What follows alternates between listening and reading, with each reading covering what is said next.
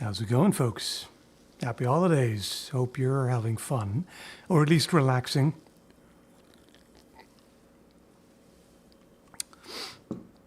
Perhaps I can contribute a little bit to that relaxation. We'll hang out a little bit and chat about things that are dear to our hearts and whatnot. Yeah, basically that. Figured I'd make it as festive as I can here. I realize I do not have any kind of outfit that's even remotely Christmassy. I have a bunch of things that are Halloween appropriate, but nothing really for Christmas, so yeah. Instead we got this little thing here. And the atmospheric, flamey lighting. How do you like that? Merry Christmas indeed. What's your favorite dagger you own? Oh, the funny thing is I only have one right now.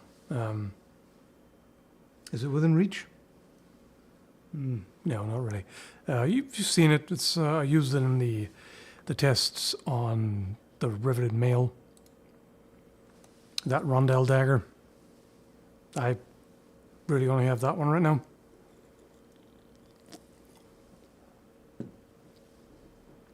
Let's see. For all you people who always, as soon as I take a sip of anything, always immediately ask, what are you drinking? What are you drinking? What are you drinking? I'm drinking out of the can so you can see.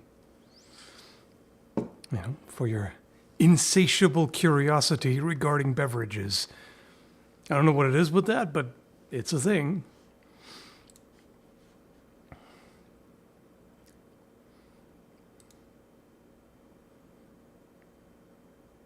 Hey, Metatron, and Merry Christmas to you as well.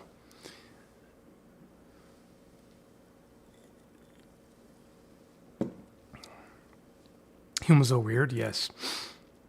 But I mean, everything is weird, right? In some way to someone and what have you. It's all a matter of perspective after all. I do have to wonder if animals have a concept of weird. You know, like, some of them probably. Like, some sentient animals probably look at us like, oh, so weird. From what I don't remember where I read it or heard it or whatever, but supposedly elephants find us cute. I don't know, can you read feelings of cute in the brain? Can you measure that? Supposedly. It's kind of funny to think of. Oh, cute little humans. Look at those little things. The fragile little things.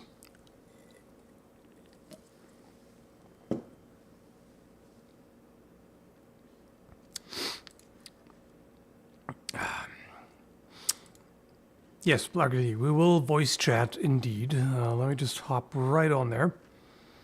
I'm going in dry. No. Anyway. Yeah, so to anyone who is part of the Elite Duelist tier on Patreon and has access to the Discord, you can hop on the Elite Duelist Hangout voice chat right now, and we can chat there directly. Oh, hang on. Before I do that, I got to make sure that people will actually be able to hear whoever else is on the voice chat. Let me see. Yeah, here. Discord. Should be good. We'll see. We'll see what happens. You got to let me know. I mean, well, no, you don't have to let me know. I can see it. I can see it here. Alrighty.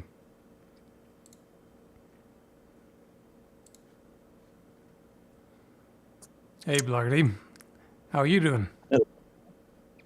Doing okay. My you said you got sick, right? Is so it's good.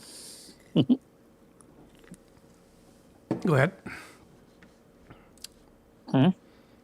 You were saying? Oh, that my food poisoning is better than yesterday, Paul. It's awful. Had, I hate food Christmas poisoning. food poisoning. It's pretty bad, but better today. Had Christmas dinner half an hour ago, so I'm a little bit stuffed. Lol. Well, I mean, good thing that you could have it and keep it down. Yeah. No, I got it 2 days ago, I think. Any idea what it was? I don't know. Might have been my cat's butt. She likes sitting everywhere, and I clean as much as I can, but I might have missed a spot or forgotten or something like that. I don't know. Could be, yeah. Yeah, it always sucks. Last time I got it's been quite a while. It was just like, what, 2019? During the move of all things, like going across the entire country in a moving truck. That was fun. You got food poisoning on your move? Yep. Very I hope it wasn't from the specifically. food I made you. No. That was. I know exactly where I got it. It was specifically at a diner in Nipigon, Ontario. It's like shortly after eating there, I was immediately feeling something. My stomach wasn't happy, and yeah, it was pretty bad. Like severe nausea. Fortunately, I didn't have to throw up. At least that would have been even worse. But I was totally messed up. Had a fever and like stomach cramps, and it was rough. Like at one point, it got so bad, I had to say, "Stop the truck! Stop the truck!" I pull over, and I just had to like roll out, like open the door, roll out of it, just lay on the sidewalk. There was no sidewalk. What am I saying? On the gravel shoulder, just lay there for a bit, just to recover. Nothing else happened, at least, but I was so messed. I felt like I don't know what exactly I was going to pass out or something. It was horrible. I couldn't sit anymore, and I was just laying there for like 5 or 10 minutes, probably 10. The sense of time is distorted. A few drivers actually stopped and asked, "Is everything okay?" And like, yeah, he just needs a moment. I see to have come at a good time. Yeah.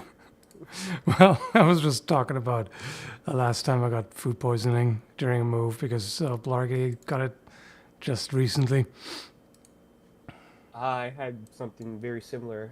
Yeah. I think it was about a month ago. I had a stomach flu. Which yeah. Yeah, unfortunately, it was extremely painful. At one point, one day, I didn't even eat anything. And when I say I didn't eat anything, I meant like the only thing that went into my mouth was water. And then I was bedridden for 24 hours. It was pretty rough. Yeah, it's awful. I do whatever I can to avoid that. In fact, one time I got food poisoning at Subway. I got mayo on the sandwich. And ever since, I do not get mayo at Subway, just in case, you know? It's just, no. Don't want to repeat that. I don't know why, but for some reason I'm both surprised and not surprised it was from Subway. Yeah. Well, apparently they put milk into their mayonnaise. I'm lactose intolerant, and I asked them, like, okay, I can't have milk. Which of these dressings have milk? And she's like, okay, well, the only one that doesn't have milk is the Subway sauce and some other thing. And I'm like, what? Not even the mayonnaise? Yeah, no, the mayonnaise has milk. I'm like, what? Mayonnaise Weird. is supposed to be egg and oil. Who the fuck Right? puts milk in their mayonnaise? Very interesting mayo. Yeah, that's pretty weird. Yeah. I didn't even know that. I'm assuming it was the eggs that time, but who knows? It's one of those things like Yeah. every now and then you get unlucky and you get it, but you can't really avoid it because it can be in just about anything. I mean, there have been, I remember this year there were several recalls for salmonella in a bunch of produce, like frozen vegetables and a few other things. It's like, can be in anything apparently. No, wait, no, it wasn't. It wasn't salmonella. It was listeria. That's what it was. So yeah. Man, can't trust any food these days. Yeah, I mean, really, it's everything is polluted. It's like microplastics and everything, and apparently, Everything has bacteria in it. yeah, everything is contaminated, and there's apparently the nutritional value of food is much lower than it was like 50 years ago because the soil is so depleted of nutrients that like even with the fertilization, it doesn't. The crops do not get the kinds of nutrients. They don't produce the same nutrients that they used to. Which is why so many people have vitamin deficiencies. Mm. And I guess it's a good thing I take my multivitamins. But then again, I wonder if the multivitamins also have vitamin deficiency. Yeah, and there's other problems. Like anytime you condense something, like for example, protein powders as well, they tend to be pretty high in arsenic and lead and other contaminants because the stuff is in the crops anyway. But because they're, condensing it, they're yeah, like they're turning into powder with like a high protein concentration. They're multiplying all that too. Right. Jeez. Interesting. It sounds like there's always like a drawback in everything even when you're trying to be healthy. Everything, it's true, unfortunately. Everything does have a drawback, yeah. Oh, hey, Vaughn. I didn't see you before that you entered the chat. Hi, Vaughn. Sorry, hi. How are you doing? Yeah, I'm alright. How are you guys going?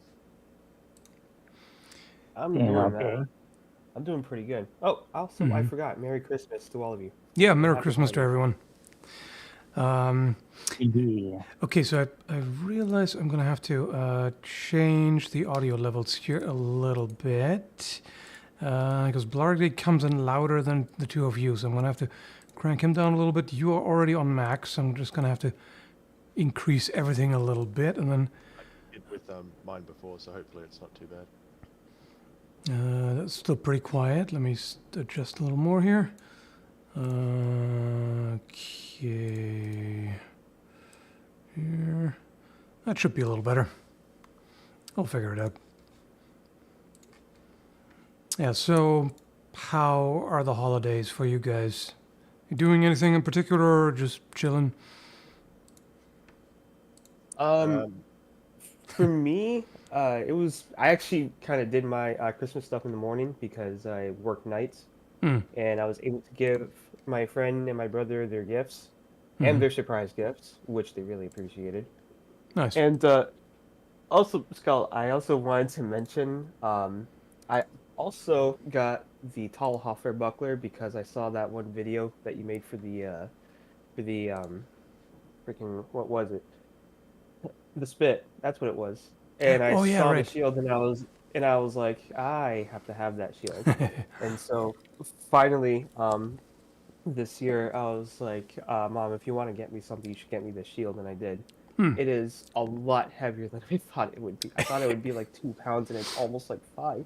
It's pretty hefty, yes. For like you wouldn't really think so. I mean, yeah, it is fairly large and it's got extra stuff like the spikes and whatnot, but it's also thicker than you might think. Yeah, for sure.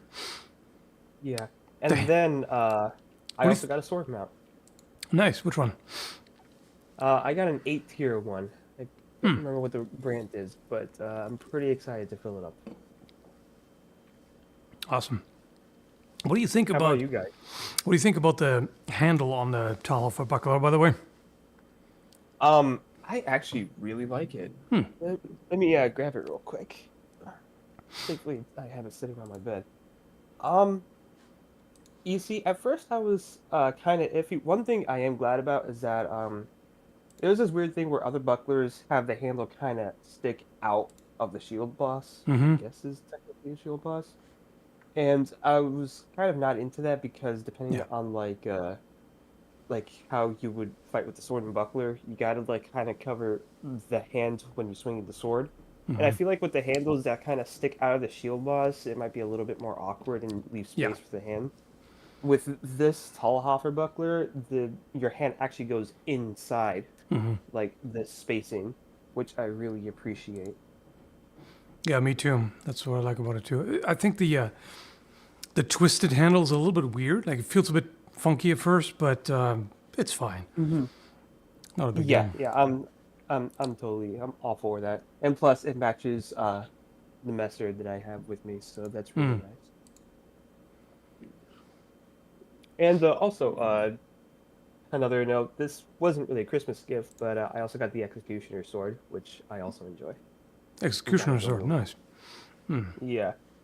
I got the 2.0 because it was made by Condor, and I trust Condor more than I trust Kult of Athena's blacksmith. I'm sure they're very good, but I wanted to go with something that's more reputable rather than the 2.5, which doesn't have any reviews. Right. Yeah, I mean that one was pretty good for sure. Yeah. When did I review that again? Like 2019, I think. Something like that. It was quite a while ago. I saw that and I was like, okay, so a sword that's like less than $150 and I can just kind of abuse it. Yeah, why not? Yeah, by the way, to anyone who doesn't know, it's not an executioner sword in the sense of a historical executioner sword, you know, like the ones with the The German without one. point, but it's the zombie go boom design. Oh, okay. I thought he meant the one without a point. Yeah, right. Yeah, I that can one see looks the different. confusion.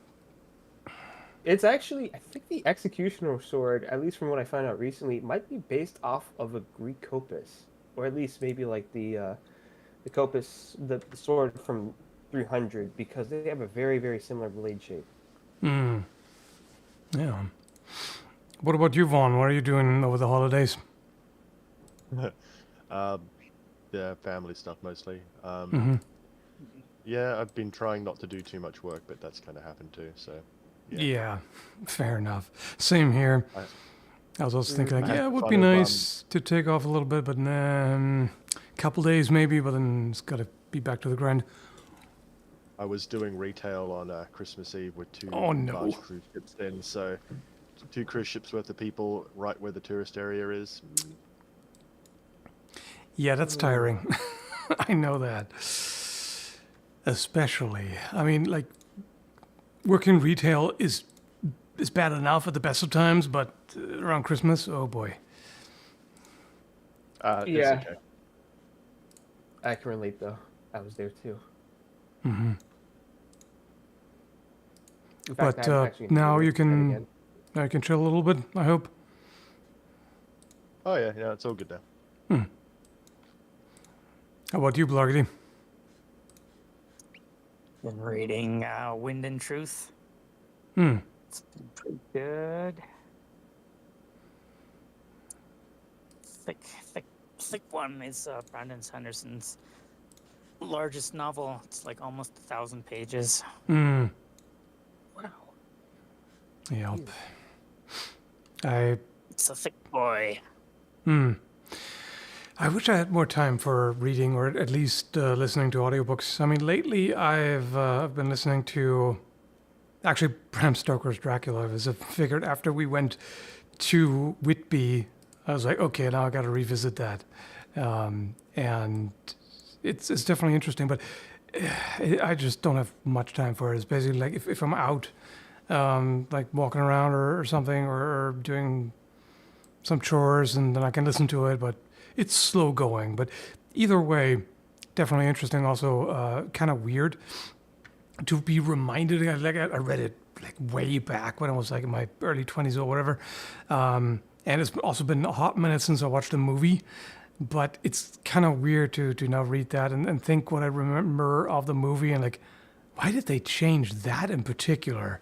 Like, of course, they would change some things, but some of the changes seem kind of weird. Like, have you all watched Bram Stoker's Dracula, the movie? Oh, of course. Yeah. Nope. What's it called? Bram Good one Stoker's with Dracula. Anthony Hopkins and Gary Oldman and Keanu Yeah. Reeves and So there's a scene. There's a scene in the before my time. movie where Jonathan shaves himself and cuts himself with a razor, and then Dracula in the movie takes a razor and finishes the shave. I think, right, if I remember correctly. But either way, there's a moment where he like turns around and licks blood off the razor, which is kind of weird, kind of undignified, right? And in the book, he doesn't do that. In fact, in the book, it's a very different scene where he just tells him to be careful. Like he gives the razor kind of a hungry look, right? But he doesn't go that far. And he is in the book. He reacts to when the razor would have caught his reflection, but he doesn't have one, right? And he reacts to that, but he doesn't do the blood licking or whatever. I think that's I guess the producer's like, we need to make it sexier. yeah, kind of. still the The blade. still the best version of the Dracula story though. Yeah. Yeah, fair enough. I mean, the original, well, not original. I guess original would be Nosferatu, but the Bela Lugosi stuff was also quite good. Different. Oh but- yeah, no. Like, and I've watched Nosferatu. That's quite good too. But I mean, yeah, Bram Stoker's Dracula's still got all the cinematography and the cool looking props and effects and sets. Yeah. I just checked, and Wind in Truth is 1,300 pages. 1,300. Oh man.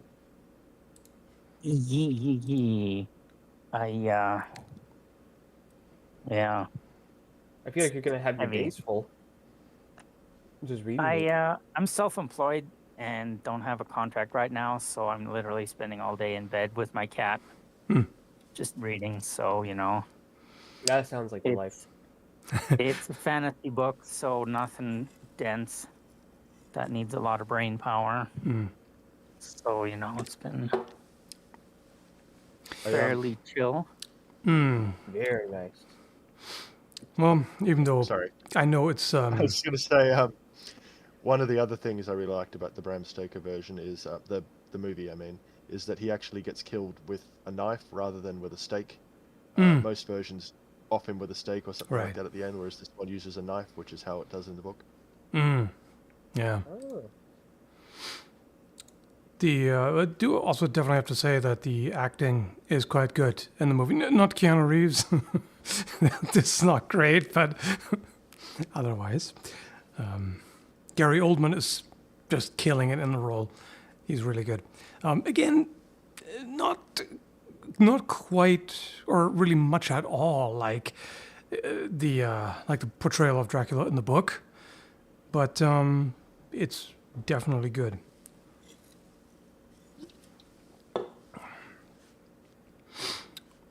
I'm sorry, I might have to run away because I've got to go and do a parent thing now. No worries. Alrighty.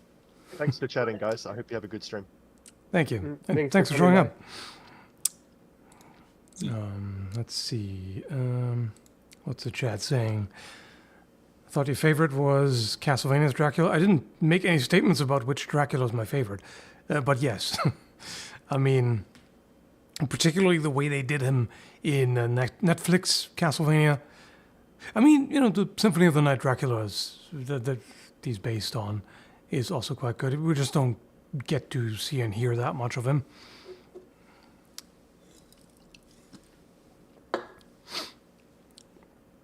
I like the one comment that says Robert Pattinson is the best Dracula. What the hell? Uh, How dare you? How he's like dare the child you? of the Count and the Dracula, because he's sparkly and shit. You know who's a better Dracula than the sparkly vampire shit? The Count. Sesame Street's Count is a better Dracula than that. He's got sharp teeth, and he's very educational too. Yeah, right. I will say though, Robert Pattinson did a surprisingly good job as Batman. I didn't actually expect it to be that good, which is kind of funny because his Batman was really good, but then the Riddler was like, what in the actual fuck? What were you thinking? That weird, kinky nerd in a gimp outfit? Like, what does that have to do with the Riddler? It's like Jim Carrey's Riddler was more Riddler-like than that. Is it just me? I have mixed feelings on him. Kind of gave me that feeling of like, oh yeah, this guy was homeschooled throughout his entire life and has an obsession. Yeah.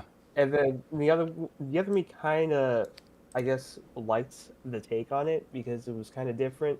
Although I've actually seen quite a few different takes with the Riddler. You know, there's your usual comic book Riddler, and then there was the Riddler that Jim Carrey did. There was also the cartoon version of Riddler from the Batman cartoon, where he looks where he has like really long hair and is wearing like a full one-piece suit, which I thought was weird. But then again, I didn't watch that cartoon all that much, so I don't know how that take was. It was the same cartoon that had the Joker with like the really deep voice, and he was a lot more animalistic. Oh yeah, right. Yeah, I think the Joker in the 1992 animated Batman, the OG series, I think that is kind of how he's supposed to be. That's what I usually think of as a Joker, like, you know, pretty sharply dressed and smart, but not in a nerdy way. You know, that's kind of what I expect. So this version is just weird. Yeah, I was getting more of the pedophile stalker vibe from him than the silly, I need to prove myself to be smart Riddler. And the BDSM mask just made him look silly. Yeah, absolutely. Yeah, I wasn't really into the mask either. I think their plan might be that he'll slowly transition to like the actual more classic Riddler. Although I'm not too sure how many movies he's gonna be in. He might be in like the next one as like a cameo or, you know, a short appearance or whatnot. I don't know if he's gonna ever be a main villain in one of the movies again. Yeah. I mean, I think the 1960s Riddler is also like looks in terms of outfit more like the animated series, but he's sillier. I mean, then again, the 1960s stuff, everybody is silly. It's just, it's not serious in any way, shape, or form. Yeah, I kind of enjoy that. The thing is, I feel like Jim Carrey's Riddler was like, even though he was too much Jim Carrey as usual, was actually not that bad. I can kind of see it. I mean, it's a little bit of a Joker-ish take on the Riddler. So he went a bit too far with it. Again, Jim Carrey, of course. But the weirder thing is that Two-Face also went completely crazy in that one. Because those two were just trying to outcompete each other, out-silly each other or whatever. I don't know what the hell. Yeah, if I remember correctly, those actors did not like each other. No. Like Jim Carrey and the guy who played Two-Face. Yeah. Whatever was going on there, it did not end up well. I mean, that movie is a disaster anyway, in so many ways. Was that the one with the bad credit card, or was that the other one? No, that was the other one. The other Batman one. Forever. They're both terrible. It was still directed by the same guy, and it was it was something, but it wasn't as bad as Batman and Robin. Yeah, both Batman and Robin and Batman Forever are just absolutely horrible. It's just, what the hell were they thinking? Yeah, I agree. Mark Hamill's Joker is best. The two best Jokers in my book are Mark Hamill and Damn it, what's his name? Oh, come on. I know the name. Come on, brain. Heath Ledger? Heath Ledger, thank you. Yes. I have to agree. Keith Ledger's Joker was pretty peak. I mean, okay, Jack Nicholson's Joker was also really good. Very accurate to the comics. Yeah, true. I will say that. Never read any of the comics, and I'm not really a fan of superhero movies. The only Batman I really liked was Dark Knight. Well, Batman, the first one with Christian Bale. I can't remember what that one was called. That was good, and Dark Knight was good. Everything else is like... Batman Begins.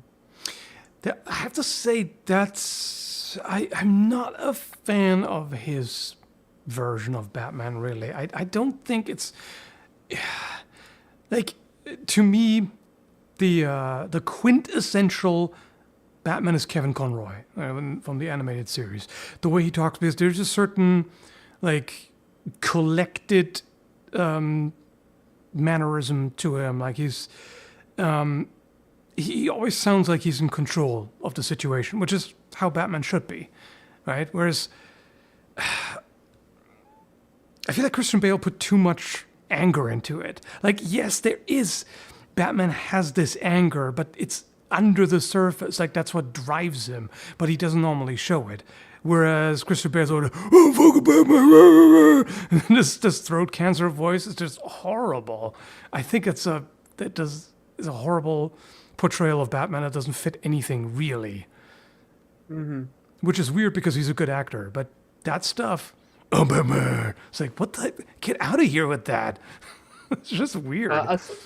I will say a small note. In Batman Begins, it wasn't as bad. It was more like he was just trying to disguise the voice. It got really bad the next two movies after that. Yeah, true.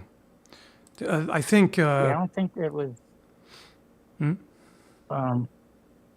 wasn't really Christian Bale's decision to be like, make the character really angry. It was just the director's call to try and make the character different than every other Batman. Yeah, I see that. Yeah, I think Michael Keaton did a much better job, including the weirdness of the stiff suit where he couldn't turn his head. That leads to all this really weird, these really weird movements where he always just turns his whole body to look at someone. It's very strange, but it gives him a bit of an inhuman, otherworldly vibe, you know? Like, it kind of adds to the kind of the imposing appearance. Like, you can definitely buy that he would intimidate people. Best Batman is still Lego Batman. Change my mind. Well, isn't he also voiced by Kevin Conroy? Am I wrong on in that? some medias. In other medias, he's voiced by Will Friedle. Okay. But it's kind of a similar style of voice, isn't it? Very similar, yeah. Yeah.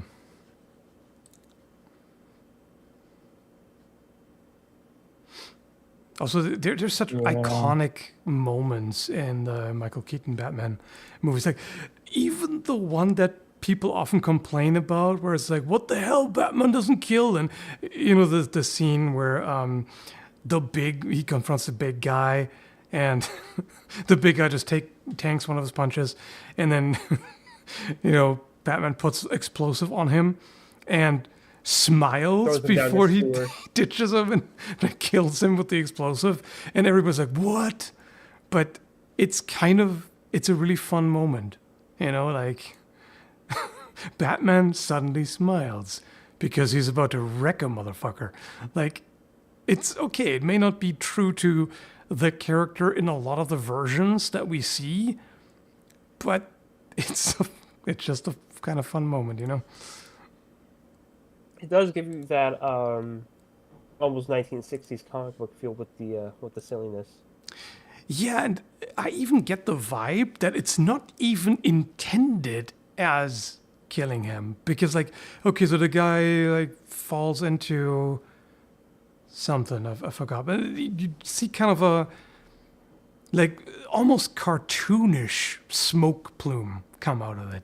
So it kind of, I imagine that the guy just a bit later comes out just all covered in soot, and like he's okay, but he just got owned, you know? That's kind of how it came across. It wasn't in a like violent, gory way. Roadrunner and Looney Tunes. Yeah. That's kind of how I interpret that. You know, I think I can see that. Hey, Nant. How you doing? Yeah, have you ever danced with the devil by the pale moonlight? That's also one of those quotable lines. And I feel like Keaton also did quite a good Bruce Wayne, because some people are better at portraying Bruce Wayne than Batman. I think he handled both pretty well. I think it's because they kind of tend to forget that you got to play both Batman and Bruce Wayne, and they kind of forget to play the Bruce Wayne part. Because of course you got to play Batman. He's like, you know, a good majority of the movie. But you also got to be able to have him separate like Bruce Wayne and Batman, because Bruce Wayne is the persona. He's supposed to be, you know, completely different from Batman. And there's often the kind of the deeper meaning that Bruce Wayne is the persona that he puts on. Like that's the mask, right? Yeah. Yeah. So here's a relevant question. Is Batman Returns a Christmas movie? Because, you know, it takes place around Christmas, and there's plenty of Christmas imagery and all that. What do you think? I would say yes. Yeah? Yeah. If the movie involves any time that's in Christmas, I would say it's a Christmas movie.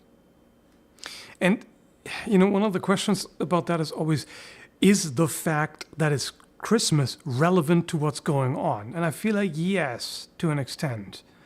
Whereas in Die Hard, it takes place on Christmas, but the fact that Christmas is barely relevant, right? I mean, there is a Christmas party, in all fairness, at Nakatomi Plaza. So you could kind of say, yeah, all right. But the same way as there's Christmas events in Batman Returns as well. But I feel like it has more of a Christmassy vibe due to the Tim Burton aesthetic, which is funny to say because Tim Burton, of course, is more of a Halloween aesthetic. But still, it's more of a festive kind of vibe, right? Dark Christmas, but still, you know what I mean?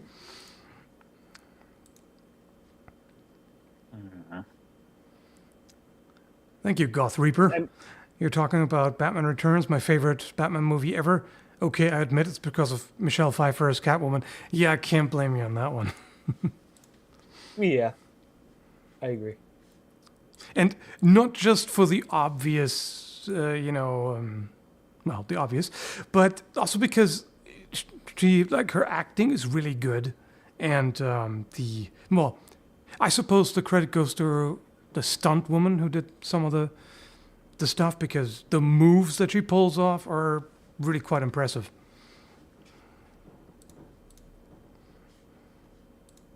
Have you seen that one video where Michelle Pfeiffer actually uses the whip, and I think she beheads like 5 mannequins at the same time? Yeah, I saw it. That's really cool. Like, she did actually know how to use the whip. That's right, yeah. That's quite impressive.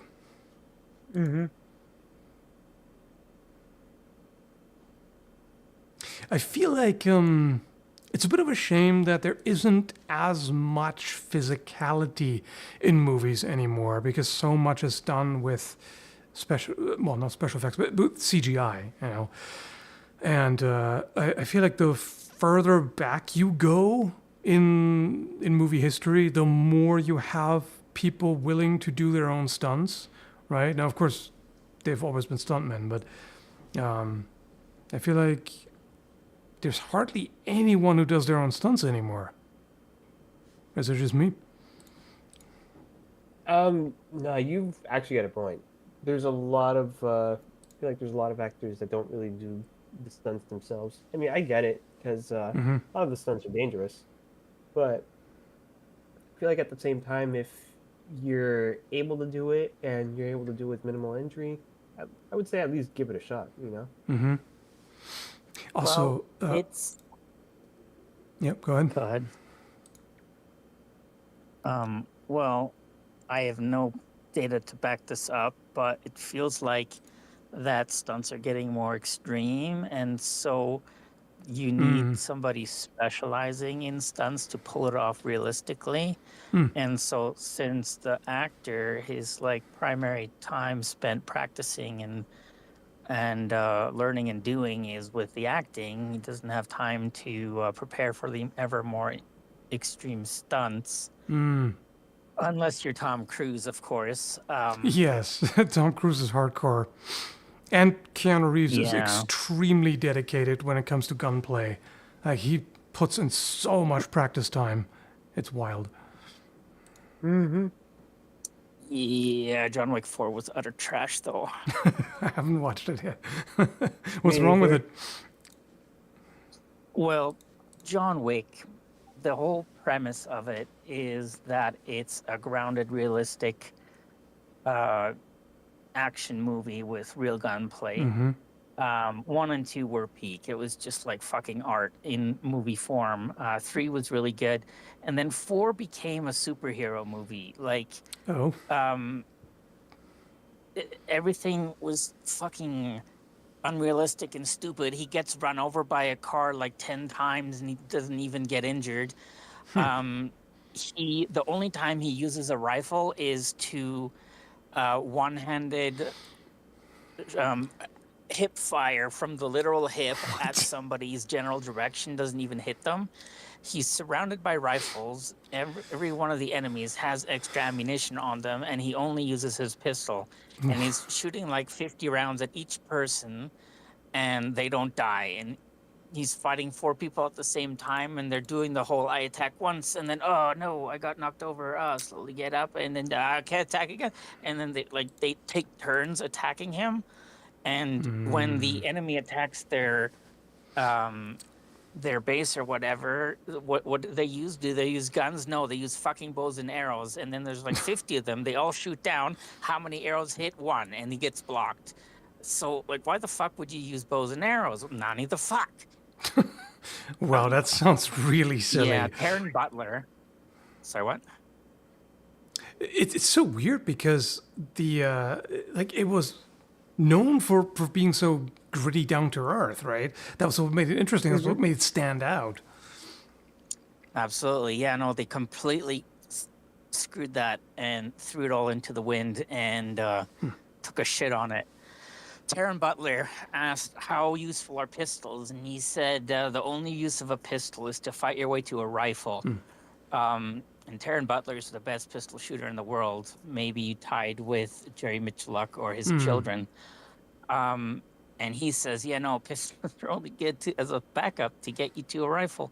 Yet he was surrounded by rifles, and he didn't use any of them except one time to have a really dramatic him having a pistol in one hand and shooting a hip-fired rifle in the other. It was so fucking stupid. I made it about 35-40% of the way in, and I had to choose between committing ritual suicide and stopping. It was so fucking bad. Yeah, I was watching it with Akin and Neot, and we're like, yeah, no, I can't do this shit. And then we watched Tombstone instead.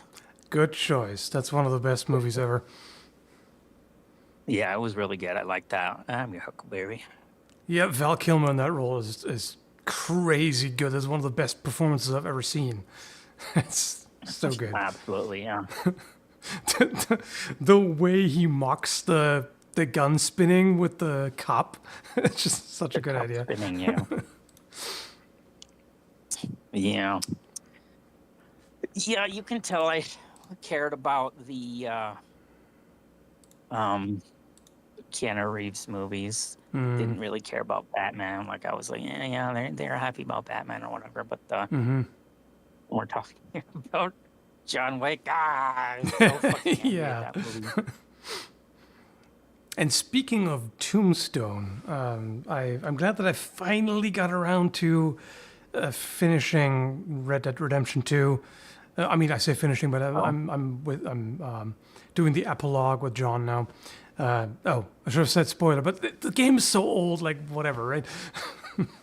I'm super late to the party on that, but I'm glad that I finally got around to it. The first time I didn't get all that far because I was kind of struggling with the controls. I hated how keyboard and mouse feels, but I hated that with the controller you can't aim worth a damn. It's just ridiculous.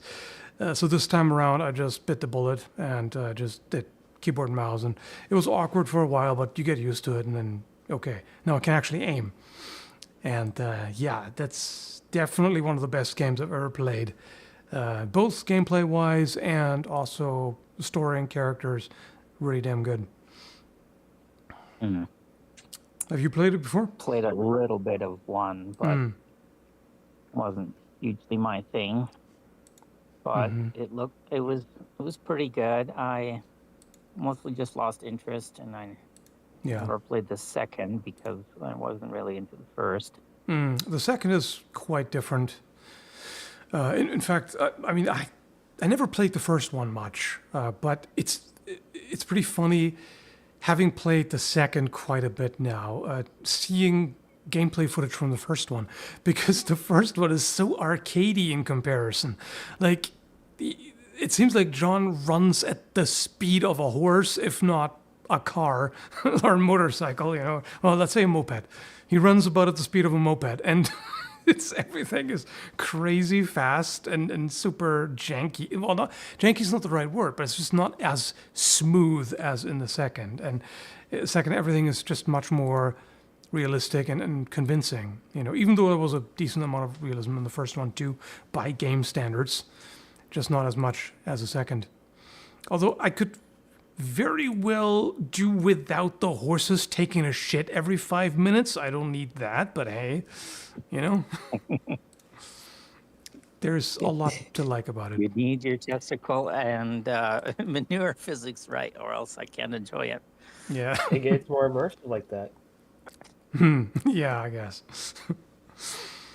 But it's kind of funny, the high level of realism that it has juxtaposed with the shit that Arthur and John can do. Where like someone made a video trying, like someone with really good aim, seeing how many O'Driscolls they can shoot before they get killed. And I think it was like up to like 12 or something ridiculous. Or like they stand there all lined up and it's just hip firing, like headshot one after the other, switching to a different revolver and then doing it again without Deadeye, by the way, like in real time. It's just kind of funny. I mean, it has to be like that in order to have a chance against so many enemies, but that's really, it's kind of hilarious how they have like supernatural accuracy and speed and everything, and they're able to tank multiple hits with no ill effects whatsoever. Like he gets shot in 4 or 5 different places and it's like, yep, he's fine. He just keeps blasting. It's you want it that way, obviously, but it's kind of hilarious. Yeah. It's a little bit silly when juxtaposed with the testicle physics. Right. Like, it's so realistic on the one hand, but on the other hand, there's a lot of weird stuff happening. Mm-hmm. And also, of course, in the cutscenes, their abilities get nerfed whenever needed, because there are situations where, one of theirs is held hostage at gunpoint, and Arthur just hip fire headshots them all and solves the entire situation. But then in another situation where someone, where the plot dictates that someone has to die, suddenly he can't do that anymore, right? It's kind of weird. Yeah, if you die in a cutscene, you're shit out of luck. Yeah. Even though health packs could have saved you in gameplay. Mm-hmm. Yeah, that's something that so many games do. Suddenly healing magic and health potions and all the other things you know, extremely effective first aid and all that suddenly doesn't work anymore because the plot said so. I mean, you have to distinguish. Which is why Gabe Newell said something being unrealistic doesn't really matter in a game. He's right on that for sure. Like, there are cases where realism adds something, absolutely, and it adds to the immersion, but you have to be careful because you can easily introduce too much. One good example is apparently in the most recent Project Zomboid update, they changed it so that now if you want to, you can't just take like a soda can and just drink out of it. No, you have to open it first manually and then you can drink out of it. And it's like, oh, come on, that's too much. Like, can I just trust the character to not be an idiot and do that? Is that all right? Like, I'm okay with needing a can opener, and now they actually added an animation for opening the can, so that's kind of neat. But like, do we really need to like manually click on the damn can and open it before you can drink from it? That's a bit much. Like, what's next? Are they going to update it so that you have to, before you drink out of your water bottle, you have to unscrew the lid first and then you can drink? Like, come on. Make it a mini game too, where you have to like manually unscrew it or something. Like, no, we don't need that. Come on, that's too tedious. Yeah, there comes a point when it's no longer a game and like just a daily grind simulator, and it's like, why even play a game at that point? I can just go fucking camping. Yeah, I really, really hope they won't at some point add like toilets and make it mandatory that like, oh, the zombies are after you. Yeah, but you really got to take a shit right now. It's like, no, please don't. Adding the hunger meter and then the thirst meter and then the shit meter. Yeah, exactly. It is that. No, don't do it. Yeah, there's some abstractions you can just assume, like Jack Bauer in 24, he never goes to the bathroom. So he has to have a forearm of steel that can choke out anybody and a bowels of steel to not have to go to the bathroom ever. Yeah. Oh, yeah, I think there definitely needs to be a separation of gameplay mechanics and story. And some things are better to just omit, including this and including needing to, you know, like pop tabs or unscrew something or whatever. It's just, it's a bit much. Like, the thing is, in a VR game, no problem. Yeah, in a VR game, I don't mind having to actually take the can and pop it and then drink it. That's fine if I actually do the motions myself. But if I have to go through the keyboard and mouse or the controller or whatever, it's just too tedious, you know? Yeah. Doc Flamingo said your ass scratches begin the scratching mini game. Right? Scratching mini game. Yeah. Oh no. Your ass itching meter. There's like I play that little watch game. out. There's like a mini game where you have to rearrange your testicles. Like it's just. Or you gotta do go that in silly for the walk. pinch and roll. Now you need to rearrange it. Yeah. Yeah. It's like, oh no, yeah, oh no, the underwear sits wrong. I have to adjust it manually. Stop. Or you gotta do that silly walk when you're walking to unstick your balls from your thighs. Yeah. It's a mini game for that, yeah. And control binding just for that, yeah. Yeah. I mean, I'm almost surprised that in Project Zomboid, the character, if they need to stitch a wound, that they actually do that, and that you don't have to do that manually. I mean, in all fairness, there are really no mini games in it. It's just all like context menus, but still, it gets a bit much sometimes. I think it would be fine if you would think in real life, like, that's a little bit simplified. Like, how did I magically open that can of peaches? I didn't even have a can opener. But when you do something and and the game is like, nah, you can't do that. You need to do this other dumb shit. When it gets in the way of your gameplay, that's when it becomes a problem. Yeah. When you just click on a drink and say drink, it's like, ho, ho, ho, you didn't know it at first. Then it becomes silly. Yeah.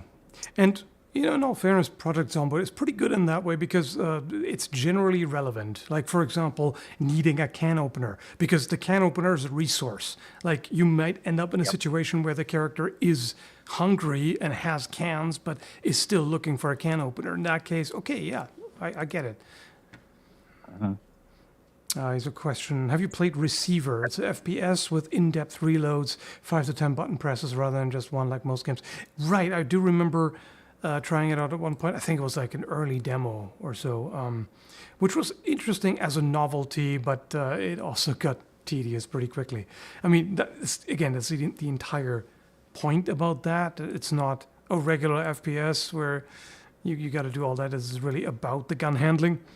So interesting in that way, but yeah, it's more like a brief casual experience rather than something I would want to do long term. Yeah, I played the first one. It was, I liked the gunplay, but the rest, like the point of the game was a little bit silly. It was walk around and find cassettes as you shoot turrets and drones.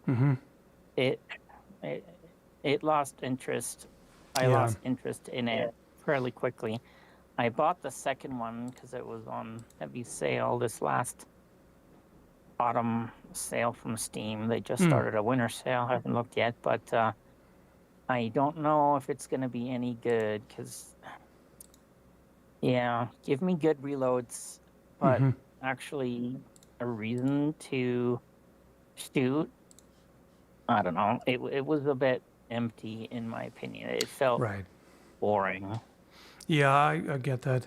Again, for me, it's very different if it's VR. In VR, I actually prefer when stuff is more extensive and it's more realistic, where you really have to do every step manually, as opposed to just like whatever, you just reach down and slam the mag in and that's it. Some are much more simple. So I do think in that case it's good, but it's a different story because you're actually doing something with your hands directly as opposed to having to do a combination of button presses or whatever to get there. Yeah. You say that, but it also kind of reminds me of that one video where someone tries to pull out their sword and they can't because of the mechanics of the VR, and then they just take out a gun and shoot the person. Yeah. Oh no, my sword is stuck in the scabbard. Well, good thing I have a pistol. Boom. Yeah. Hate to dull the blade on a can. That's also a new thing now in Project Zomboid. Now blades do actually dull. So they had condition before, but now there's condition and there's sharpness. So sometimes you have to get a whetstone and resharpen them. I don't know what I think about that. I mean, it's kind of neat, but definitely, again, a bit more tedious. And I feel like it depends on what it is. I had a hatchet that got dull, and I was thinking, like, well, it's a hatchet, whatever. Even if it's dull, you can still easily crack skulls with it. But it did a lot less damage, which I think in that case it shouldn't. A knife should. A hatchet, I mean, yeah, a bit less damage, but still more than enough to break a zombie's head, Yeah. Realism getting in the way of fun is where I draw the line of realism. Insurgency Sandstorm were really good because they've got some fun mechanics, but they don't get in the way of fun. Where, like, in Sandstorm, you can run a really long time, longer than you would in real life, but nobody's like, I would not have been able to make that sprint, so I'm uninstalling. They don't make the movement part of the gameplay, whereas in Arma, they do. And it has its own charm. I really like Arma 3. I played it with friends and, keeping formation and calling out enemy units and strategy are all good, but like such part of the gameplay is just walking. There's like 4 different walking speeds, and there's like you get more or less stamina depending on how you hold your gun while you're doing that. It was literally a 5-button combo just to walk the right speed. And I'm like, Yeah, that was too much for me too. It gets in the way of fun. Yeah. Like some people love that. They play it so much that it becomes second nature. It's easy to them, but it's definitely a huge barrier of entry, and it does take away from the fun to most people. It's just so tedious. You know, you might as well go do household chores if you're after that much tedium, you know? Yeah. I think in that regard, Red Dead Redemption 2 is actually quite good. Like, there's plenty of elements of realism, and there are some tedious things in there, but it's not too bad, and you don't have to do it. Like, skinning animals. Yeah, it takes a little bit. It's not too excessive, but most of the time you don't have to do it. So whatever. Yeah. Whereas if this was a regular thing, I still ended up doing it fairly regularly, just to, to not have to buy rations and to maintain Arthur's weight. Just hunt animals every now and then and roast them, it's all right. Like it doesn't take terribly long. It doesn't take like several button combinations or whatever to get it done.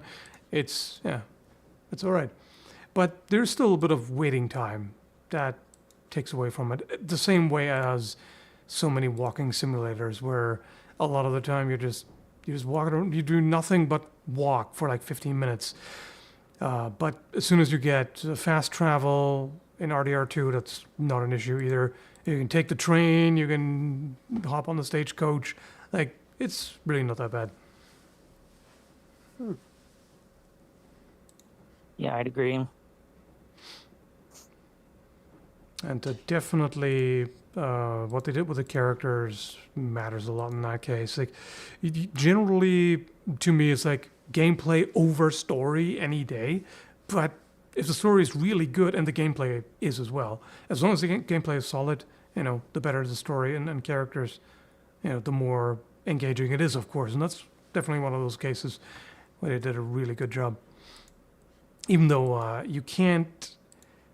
you don't really have much of a choice. Like there are choices you can make, but most of the time you just get railroaded straight through the story, which normally I don't like. Normally I like if decisions you make have more of an impact and there's more diverging paths and whatever. But in this case it makes sense because that's kind of part of the point, that Arthur is so swept up in all this gang business and there is no way out for him. He's so deep into it. By the time he realizes that he should leave, he's already dying of tuberculosis. So that's kind of the point, and it makes sense in that it has more impact that way. Yeah. Now the design of what the player is in control of at what point is really important. Yeah. And you can really ruin a game by messing that up, like with Arma or Project Zomboid. Mm-hmm. And in that case, there's still different endings based on whether you're playing high or low honor, and which there's one big decision at the end you make. So you get 4 different endings depending on that. So there's still different outcomes.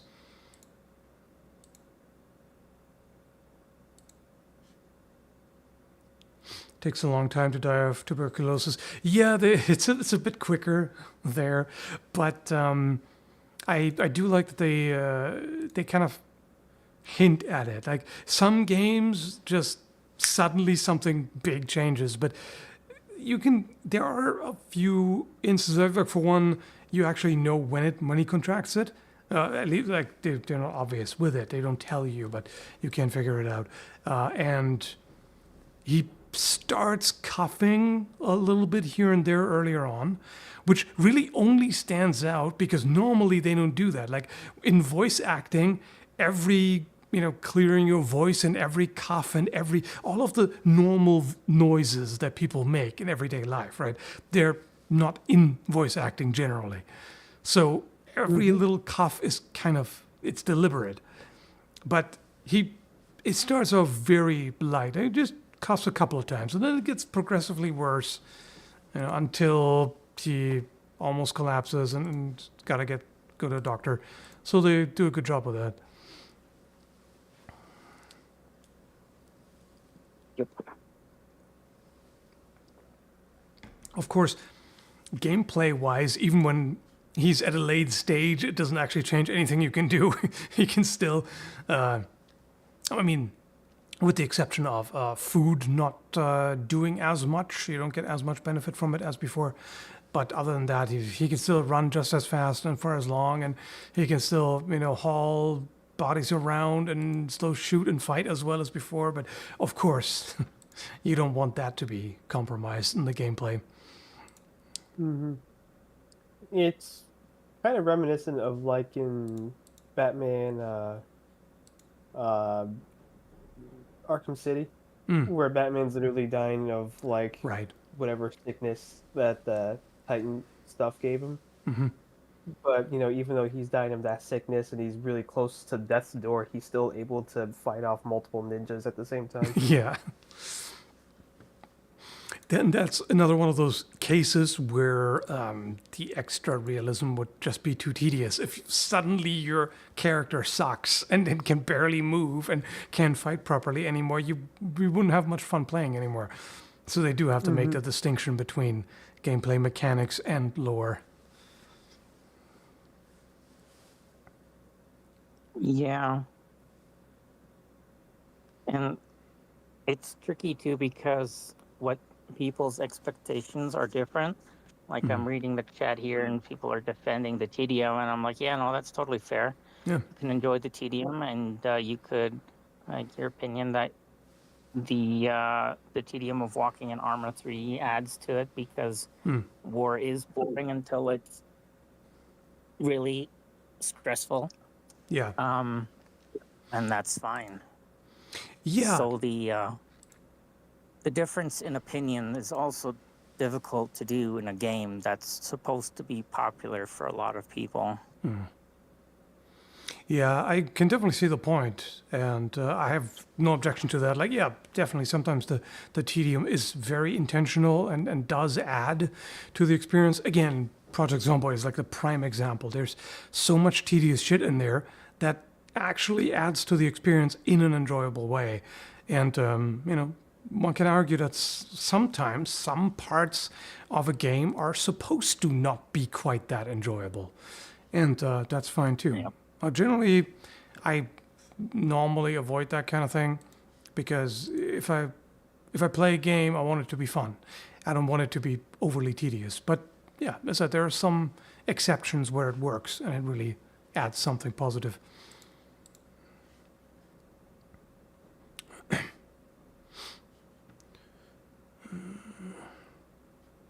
If you became sick and weren't able to play, you mean like the game actually makes you sick? Oh boy, yeah, that would be rough. All of a sudden, you get a needle stuck in your thumb while you're trying to play the game. What was that? And now you got to complete the game in less than 24 hours, or else you come down with the flu. Yeah, yeah. I would not want to get real life TB when playing RDR2. I mean, nowadays it's treatable, it's curable, but still, would not want it. You don't want to go through that experience. No. It doesn't have to be that immersive. No.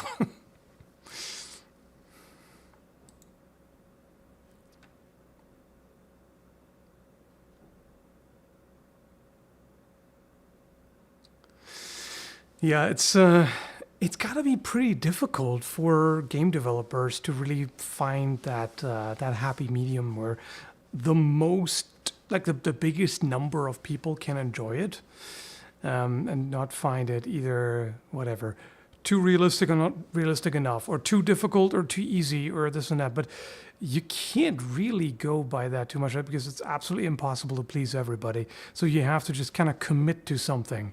I feel like sometimes they try to go for too much mass appeal, and then it ends up being just kind of mid slop that nobody really gets that deep into, because it's supposed to appeal to everybody, and then as a result, it's just kind of meh to most. Like a pizza with every topping on it isn't very good. Yes, every topping in the world, including banana. And kiwi, strawberry. Yeah. Yeah, that's true, and it still needs to remain true to the vision of the developer. Like Yeah. if they create something that they don't believe in, it shows in a lot of the. It shows and people can notice. So if it's not true to what the developer wants, then it's failed, I think. So yeah, you're right. They have to commit to a certain number of people not liking it. Yeah. And of course, when their primary commitment or even their only commitment is money, that's where it ends up really ugly, because then you get all the microtransactions and bugs and glitches and bullshit and overblown price and paid reviews and everything else. Yeah. Yeah. But hey, at least the game would look pretty, maybe. Yeah, Well, they still- want to fill you with a sense of pride and accomplishment. But we don't use the term fun around here. We use the term experience.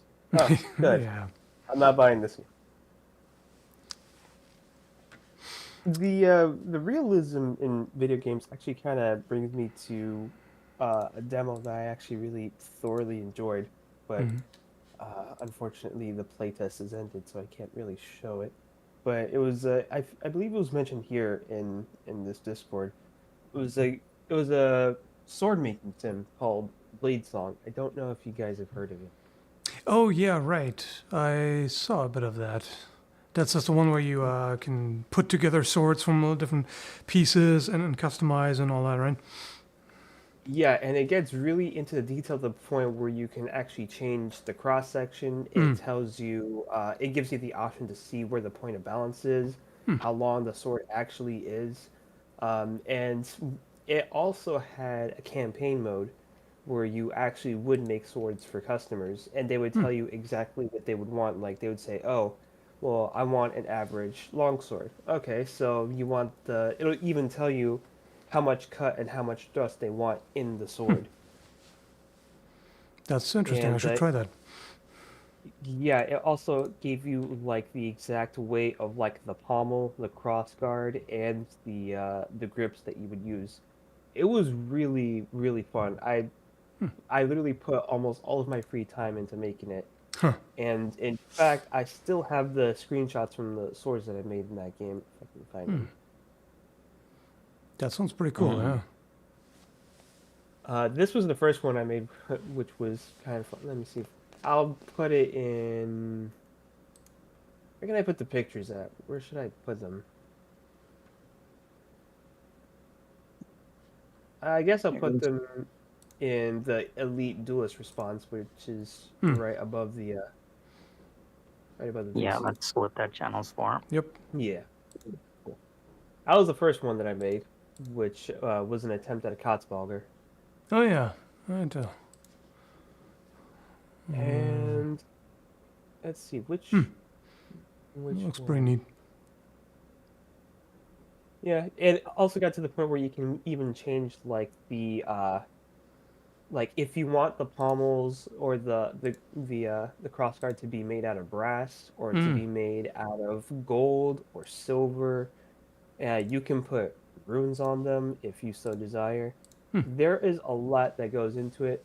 A lot of people have made some really beautiful creations, and then some people do this and make a pole hammer. Full hammer. This was my attempt at making the executioner sword. As you can see, it's still somewhat limited, but you can see the attempt. Yeah, I can definitely recognize what it's supposed to be, yeah. It would be hard to get it exact, but it's, yeah, I could definitely see it's what it's based on. And this one, I tried to make like basically this would be this is actually sort of my own design, which I wanted to be like a combination of a Zweihander and a and actually the Morgan Bible falchion. The Mormon Bible Falchion. Okay. Yep, The Morgan Bible. Bible. Yeah, the Bible chopper. I wish I had the specs in hand because I actually tried to bring it down to a T, but it was, I forgot to get screenshots for that. There's a close up of the grip. I Oh yeah. like I like the black and steel, so I went with Yeah, that. me too. Oh, and a bonus picture for that one because I like how the rings look. Got the rings too on the guard. I wanted to make the guard a little bit longer, but because it was an S shape, I don't know how practical that would be in terms of a Zweihander. Not as much. I don't think you would want that terribly long. Yeah, so I kind of shortened them a little bit, and I added rings for a little bit more compensation. And Can you show the pictures to the chat? YJ asks if they can see. Let's see. okay, yeah.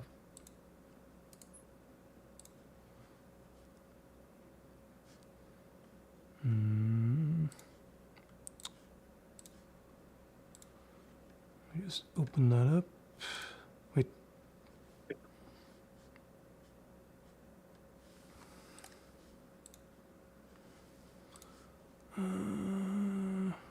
AJ Perk asking about everyone's favorite race reminds me about the Reddit post that somebody made in the Formula One subreddit asking if they could eliminate one race, which would it be? And then it made the front Formula page, and One. everybody's like, "Wait, what the fuck?" Hang on a second. That's expert level troll right there. Car race, not human. Hey, wait a minute.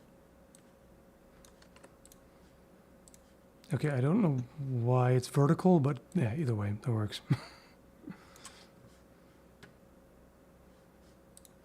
That's a grip, and let's see, let's get the rest too. It's almost a spear. Kind of, except Which one are you talking about? the blade is pretty wide.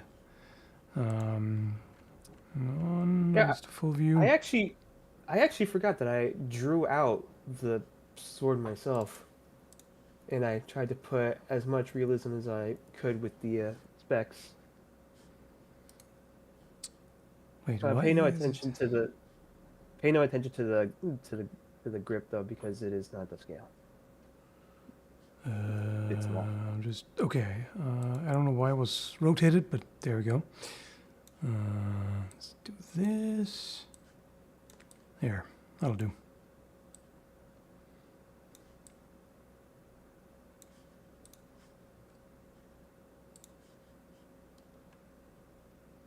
Oh, perfect. I ran 4.6 kilometers today, but felt like my heart was coming out of my chest. Yeah, that can happen when you run. I would feel that way too. Yep. I climbed the stairs just a bit ago. My heart is coming out of my chest. Yeah, I feel it. My heart is not too happy these days either. It's just this whole downward spiral, you know, like if when your cardiovascular health isn't great, it's much harder to exercise and fix it, and then, you know, it kind of perpetuates itself. Yeah. Yeah, it's an endless cycle. You gotta try and break. Yeah. It's a And circle. then the more injuries you accumulate, the harder the barrier of entry is, and yeah, it's definitely if I if I can give advice, it would definitely be do not allow yourself to get out of shape in the first place. It's it's still hard to maintain it, but it's even harder to get it back. Yeah, to make it better, basically. Yeah, especially as you get older. Yeah. Yeah, and see, the thing is, the getting out of breath when you're going up the stairs isn't really an indicator that you're out of shape, because even during the spring and summer, when I bike a couple 100 kilometers a week, I still get out of breath going up the stairs because with exercise, you're like slowly getting into it. Whereas with stairs, you're going from sitting, doing nothing, to, adding a lot of energy to your potential. And it takes quite a lot of energy and not a lot of time. And so, Right. since you didn't really have a ramp up and your body's trying to catch up, it feels like you're not having a good time, even though it's like, well, Right. it's totally normal. But Yeah, there's it's a that. meme. Right. Even if it's not really heavy exertions, just suddenly you're doing something. Yeah. I mean, a lot of people get that when they suddenly get up from a chair or whatever. They feel faint. Yeah. I think that's because of something to do with iron deficiency or something. Might be, at least in some cases. I think in some cases also low blood pressure can be a few different things. Yeah. Some people just naturally have either low or high blood pressure. They just kind of gravitate towards that. There are other factors, like excessive salt consumption or whatever, but some people just have You a can certain... kind of mitigate that, but there's only so much you can do. Yeah. We are to an extent kind of enslaved by our genes. Not enslaved necessarily. Well, actually, you can kind of look at it that way. With the whole free will and whatever, which is not really a thing because of all the things that determine exactly what choices you're going to make, really, in a lot of ways. But that's a whole different can of worms. Yeah.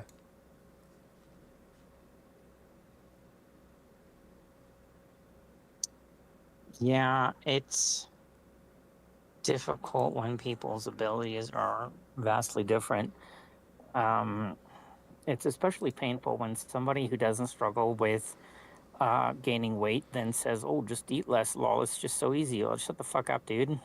Yeah. You don't struggle with the same thing. Like, yes, if you're skinny, it's totally valid to say that fat person needs to lose weight, but it's not very nice to say. So it's the same thing with okay, I was gonna bring it to gender, but I'm not gonna bring up politics. Yeah, like, it's not as simple as just eat less, bro, because some people's genetics just really get in their way. Like, a lot of the Native Americans, their genetics is that they put on and keep weight. And so it's not that they're more lazy or gluttonous than anybody else. They're just different. Yeah, there's... which one is it? Again, there's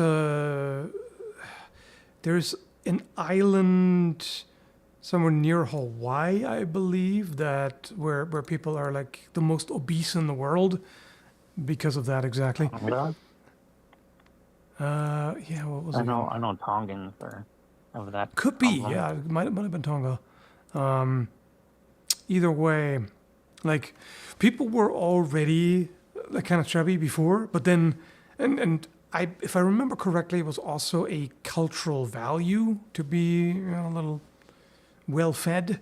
And then with the arrival of all the heavily processed garbage, it just blew out of proportion completely. And now, like, Samoa, yeah, it might have been Samoa.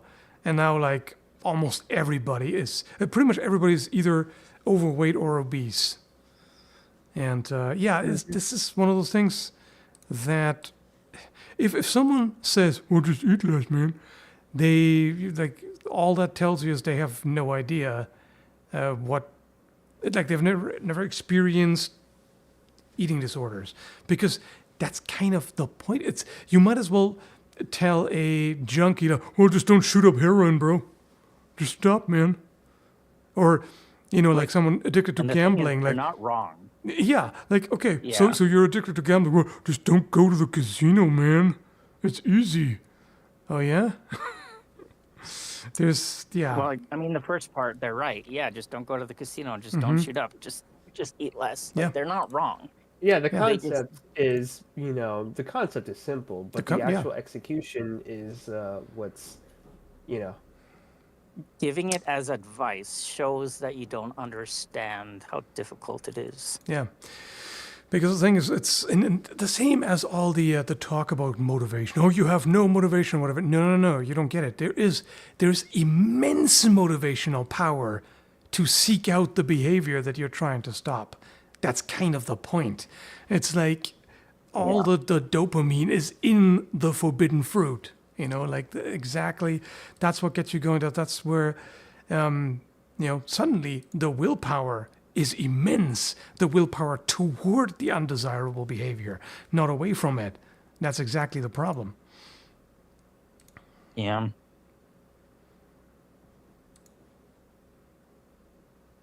I'm not overweight. I am yesterday during your beefcake. stream- Yeah. it's definitely less motivation, more discipline, and also routine. You really have to make that thing a routine. Yeah. Especially if you're someone like me who really hates having like a break routine that I have. Having to basically, quote unquote, eat less instead of chewing on whatever it is that I desire. It takes a lot of like willpower and basically just kind of looking at it and being like, no, I can't do it. Nope, I can't do it. Nope, I can't do it. Because it pops up, frequently. I'm like, no, I can't do it. It's that there's that, and the thing is, it's not just a one-time decision. It's not that you just need to not shoot up or not go to the casino or not go to the grocery store to buy chips. It's that you have to do that over and always, and if you mess up once, you're gone. So it's not just I had to overcome myself just one time and now it's easy. No, Yeah. it's That's exactly what it keeping is. that motivation. I wish it was for that a way long time, because because the two times when I managed to lose a whole lot of weight and was at my lowest weight, particularly in 2017 when I was at my lowest weight ever, you would think, oh yeah, I did it. I succeeded. But no, it was every day. It was still a battle. Like the war keeps going on, and mental resources keep draining, and you have to. You can't just do it once and then be done with it. It's an ongoing thing, and then every day you risk losing it. And when you do, okay, you lose a battle here and there a little bit, and you're still going. You're still trying to do it, but eventually, like you're so drained of all the mental resources that it gets harder and harder to withstand that constant onslaught, constantly fighting yourself, fighting your own brain, and then eventually, you just lose it. And there is also something profoundly demotivating about achieving that big goal, like making it there, like, yes, finally, I've lost all that fat and I've gotten in shape and everything. And before that, the motivation was, if I make it, if I get to that point, I'll be doing so much better and I'll be happier and everything. And then getting to that point, it's like, now I'm unhappy about other things.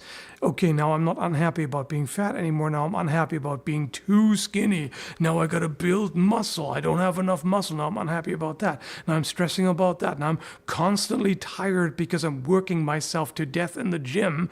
Nonstop exhausted. And like, where's the fucking reward? This is not what I was hoping for. This is not the way I motivated myself.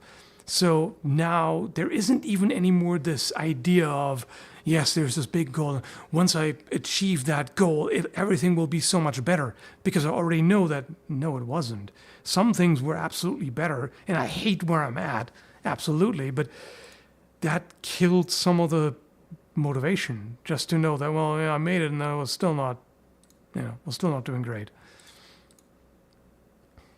And yeah, you can never, like, at least in this case, if it's that bad. For some people, it's literally just like they have to become mindful of their eating. Like they just kind of eat on autopilot, stuff like that. And in that case, yeah, just committing to the goal and be like, okay, I want to eat healthier and just being mindful of it, they can do it that way.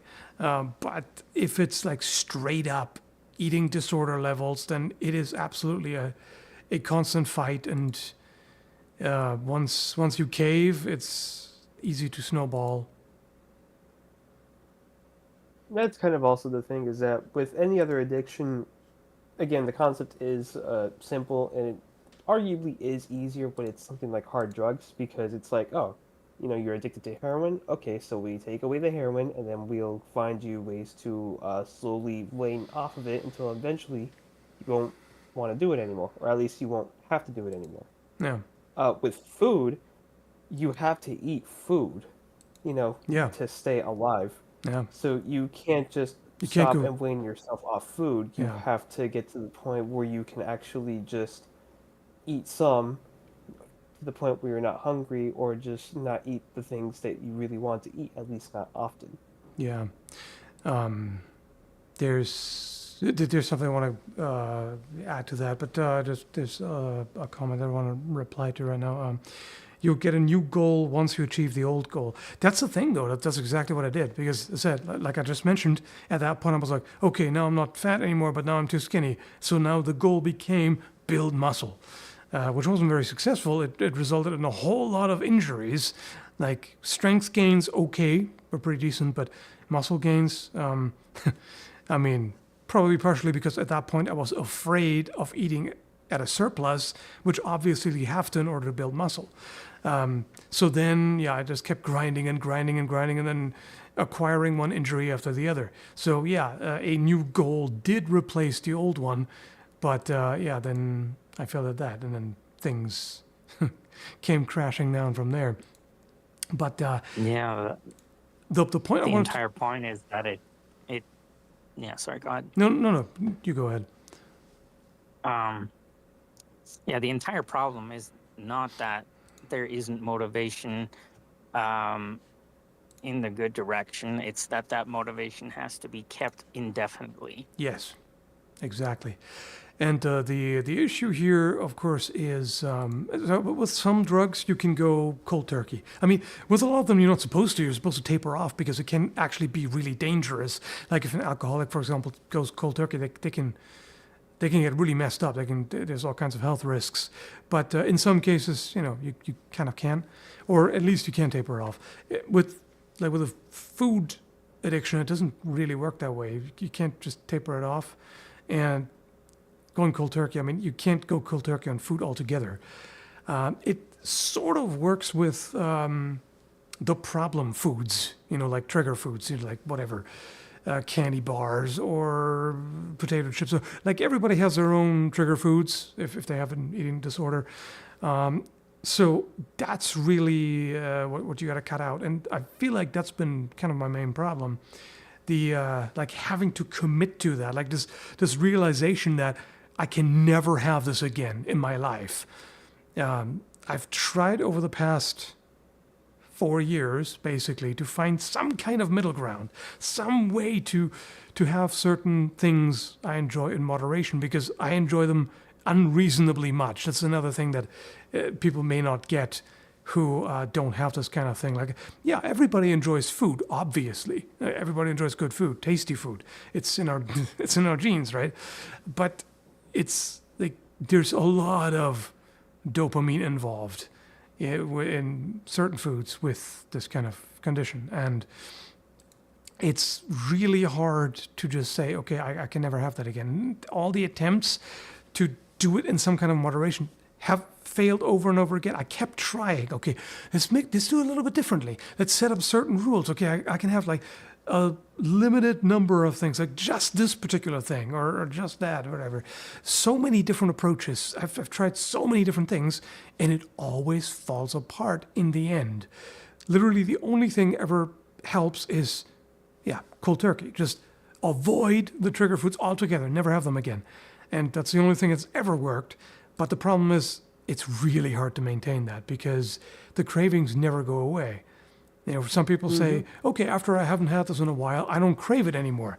I don't know what that's like. After literally a year of clean eating, an entire year, the cravings never went away, ever.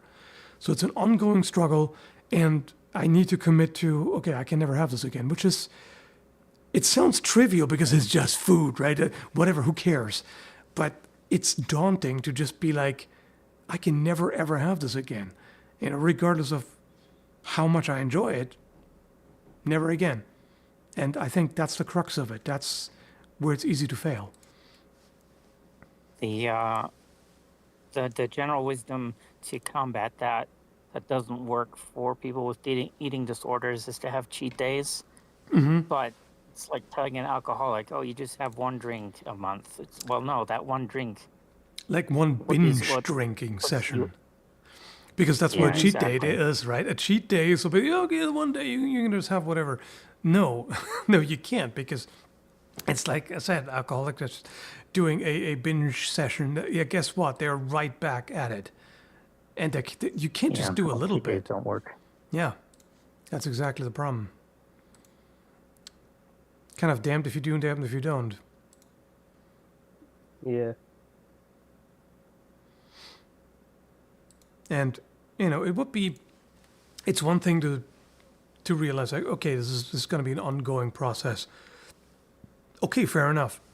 But the tricky thing is, I said, like I mentioned, you know, mental resources, willpower, whatever you want to call it. Willpower, if you go by the scientific research, is not really a thing as such, the way it's commonly conceived. But even if you go by that, it is a finite resource, and you have to kind of recuperate it. And if it is over a long period of time, it's easy to kind of run out of it. Particularly if something happens, that I find that's really a major pitfall. Sometimes there are time periods where it works just fine. Okay, committed, you know, cut out all the crap, discipline, going at it, and then something happens. Stress level goes up. You get sick, you get injured, whatever, all three of the above, you know, whatever, something like that. Shit goes wrong, particularly stress, because bad, tasty food is such a coping mechanism. And yeah, as the stress levels rise, you can generally tell, you know, the fatter I am, the more stressed I am. It's kind of visible. And yeah, what do you do about that? You know, well, you know, take it easy, man, just try to de-stress. Yeah, okay. Easier said than done. Just gotta meditate, dude. Which, in all fairness, meditation is actually quite helpful.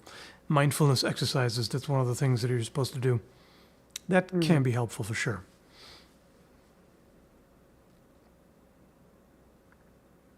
It is more difficult than people realize, is the summary.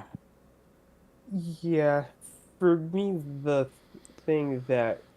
way that it sticks for me is, like I said, it becomes I make it a routine, you know, and I'm a guy, like I said, who really likes routine. So eventually it got to the point where I was so used to it, where if someone interrupted, you know, the day where I'm trying to exercise or trying to go to the gym, you know, I get really, really upset, and I at least try to make up for it. And when it comes to like messing up, you know, a couple of times of messing up, like one time of, you know, binging. Sometimes you shouldn't be too hard on yourself when you make a mistake like that, because we're all human. You know, you're not going to be able to, like, nobody really, even if someone like sticks to their diet for like years and years and years, you know, eventually they do kind of have that break in their diet, whether it's willingly or unwillingly. It'd be unfair to hold yourself to that standard of, I need to be perfectly healthy for the rest of my remaining life. messing up a couple of times, that's just something that happens. What you have to do is you can't really be super hard on yourself and be like, man, I can't believe I did this. Sometimes you have to have that mentality of like, okay, well, I did this, this happened, so what I should do now is, try not to have it happen again.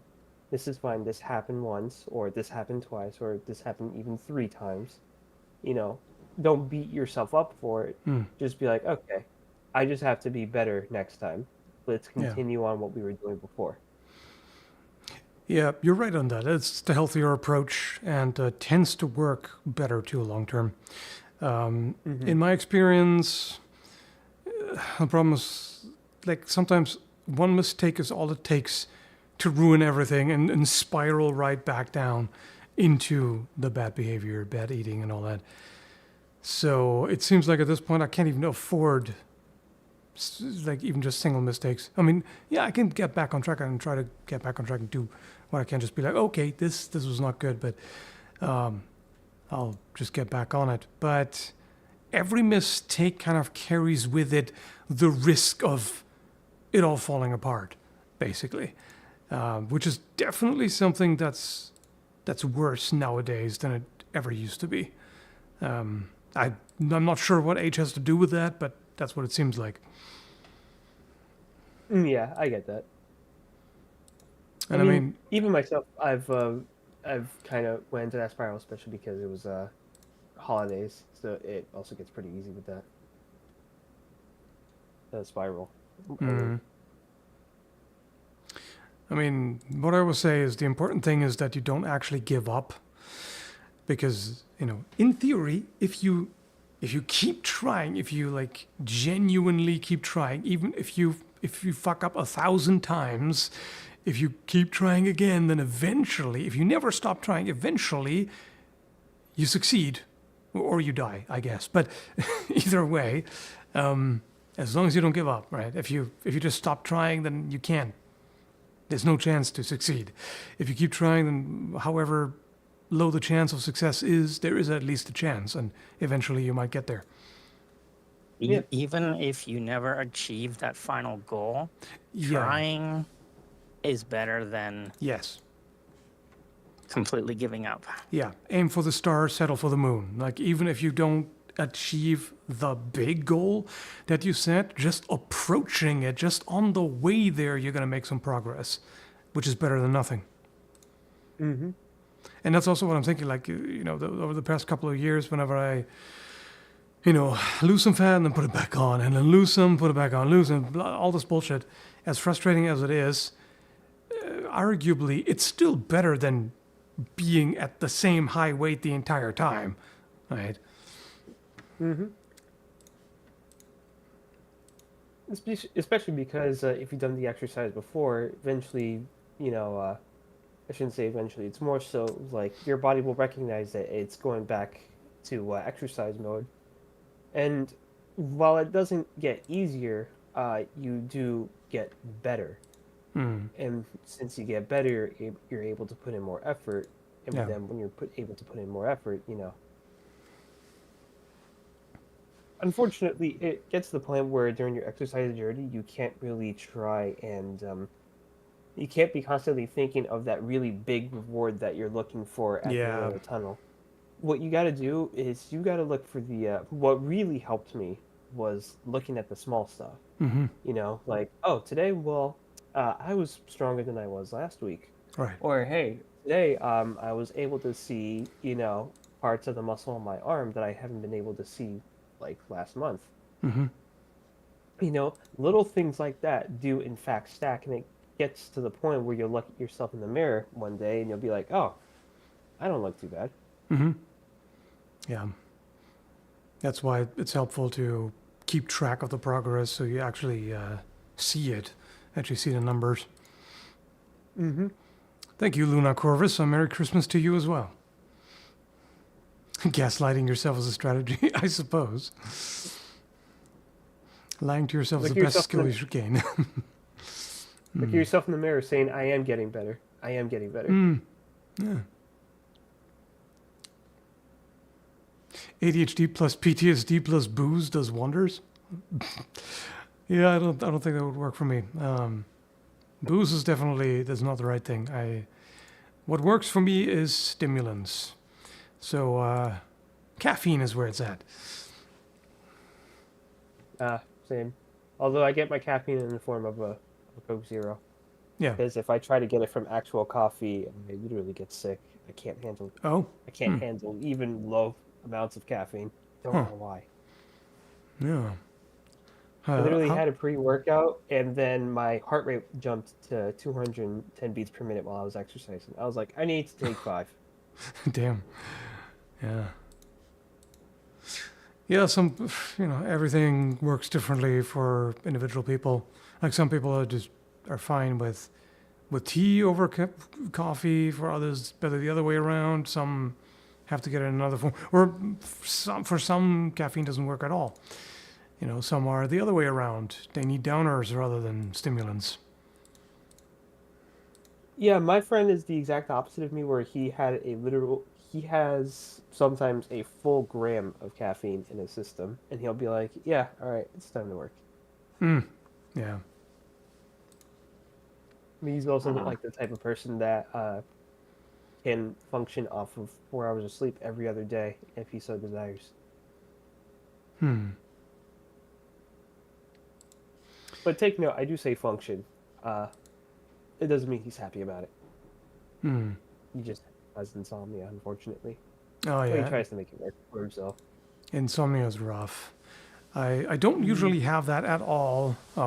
Usually at the end of the day, I go to bed and I'm just out pretty quickly.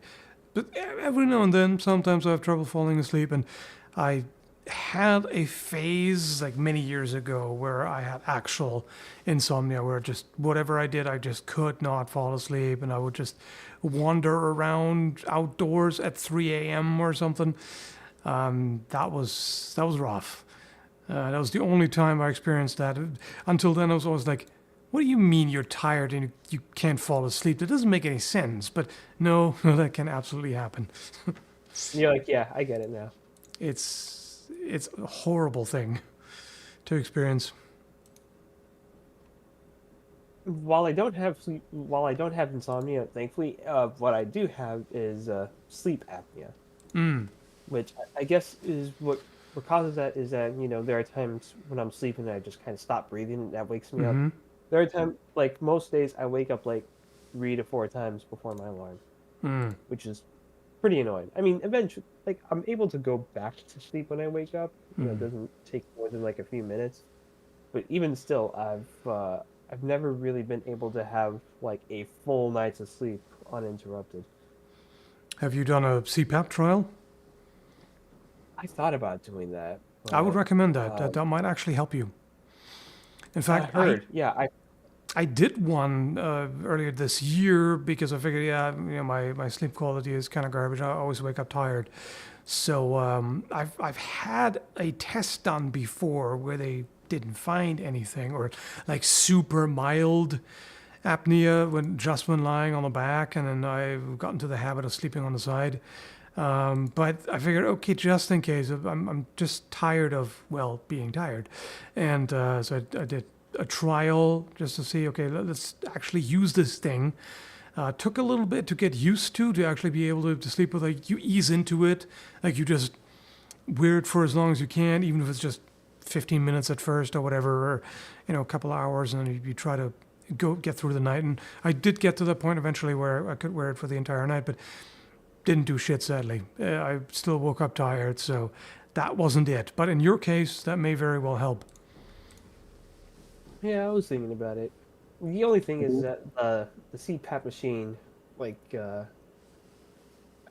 because I move around quite a bit, at least when I'm trying to fall asleep. I don't know if I move around a lot when I'm actually asleep, but I tend to kind of toss and turn for a little bit. Yeah. And that's the only thing that kind of worries me is, the CPAP would kind of be in the way, so to speak, or that I might actually, make it fall on the floor because I move my body from one side to the other. It depends on the setup. Like, you can get some that, like, attached to your head, and the hose goes above, so that you can turn around and the hose doesn't get in the way, and it's long enough. If you have the CPAP machine on a nightstand or whatever, you're not actually gonna pull it off or anything. Yeah, it made the single biggest difference in my life, the CPAP machine, than anything else.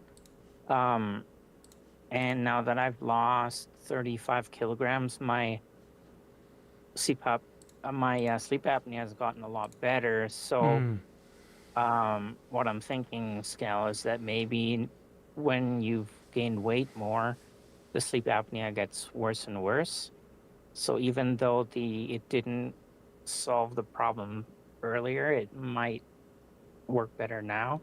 But if it didn't help then I don't know. No, I tried it just earlier this year when I was pretty fat. I'm basically the way I am now. Oh, okay. So yeah. Okay. Sadly, yeah, I get your point. By the way, congrats on losing that much. That's a lot of weight. Thanks. Yeah, still losing it. Yeah, I know how hard it is. Yep. So do I. It is definitely worth it.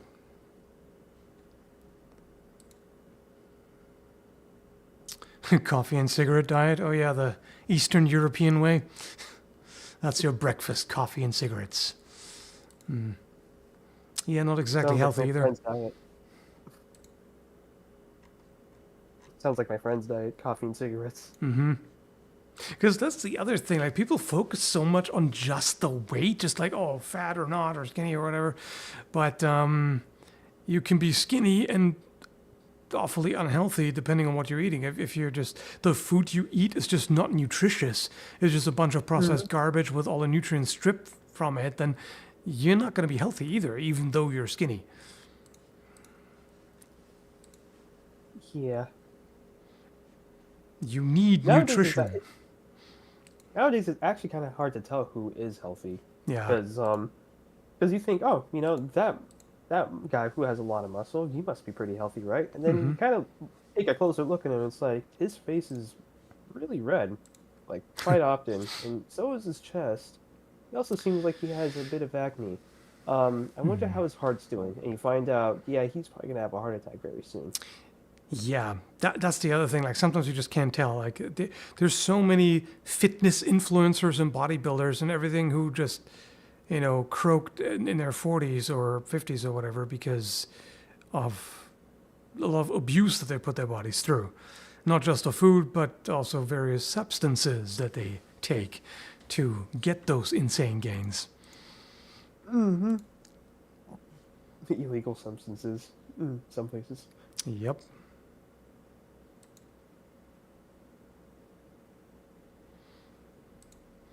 Serotonin reuptake inhibitors work. Yes, they do. They also have some pretty unpleasant side effects, but they can definitely work depending on the condition. Cigarettes are healthier than Ozempic. I wouldn't say that. I don't know about that. I mean, Ozempic has some pretty bad side effects too, and I wouldn't recommend it. But cigarettes? What are the side effects of Ozempic? For one, apparently, like you're just kind of hooked on it once you take it. Like, you can't stop taking it because otherwise you pretty much reverse. Let me look up again. Exactly, it's been a while that I read about it.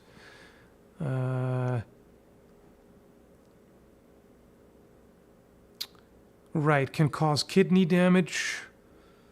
What else was it? Thyroid cancer. Yeah, that's a good one. I mean, Wow. increased risk for it. It's not like you absolutely get it. Okay, it doesn't actually cause it. No, it doesn't cause it directly. It just increases the risk. I mean, all these side effects are risks. Like, not everybody gets it, definitely. Right, heart problems. I mean, okay, allergic reaction. Anyone can get that to whatever. That's kind of just bad luck kind of thing. Diabetic retinopathy is one of the risks. Yikes. Yeah.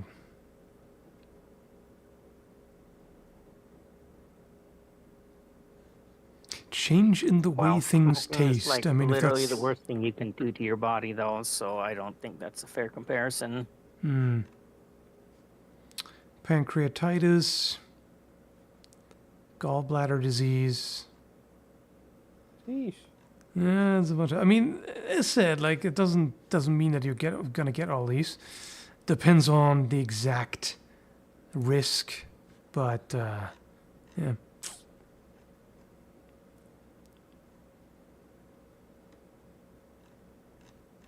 And of course, it's expensive. Hair loss, okay. Didn't know that. Hair loss? Yeah, Jeez. it's a potential risk as well. You know what Ozempic kind of sounds like? Steroids. Kind of. Wait, what? Liver damage, hair loss. Yeah. What else? Wait, what? Ozempic face and Ozempic butt? What even is that? What Ozempic breasts? Okay, they can get saggy. Oh, that's great. Okay. Well, is that an effect of the medication, or is that an effect of losing weight Effect of the rapidly? Weight loss. Right? Yeah. That could very well be. I don't know. Yeah, because if you lose weight really quickly, yeah, that'll make you saggy. Yeah. I mean, eventually, if you keep it off and do the work, it might tighten back up. But Does Ozempic make you burn weight? No. From what I understand, it just it curbs your cravings and appetite and everything. It just makes you not want to eat. It makes me get full really quickly and keeps me full for a really long time. So often in a day, I'll eat like 2 Rice Krispie squares and then like a glass of milk later and then like a sandwich, and that's all I eat in a day, and I never felt hungry. That would definitely help. Hopefully you won't get any of those side effects. Have you had anything so far? No. No problems. Yeah. That's the thing. Occasionally Like, I get a little bit queasy or yeah, and that's sometimes one of the common ones. smell or Nausea taste is really gross. Yeah, nausea is like 20% chance from what I read, but all the others are like 8% or less. So like, yeah, it's a bit of a luck thing, like with so many medications.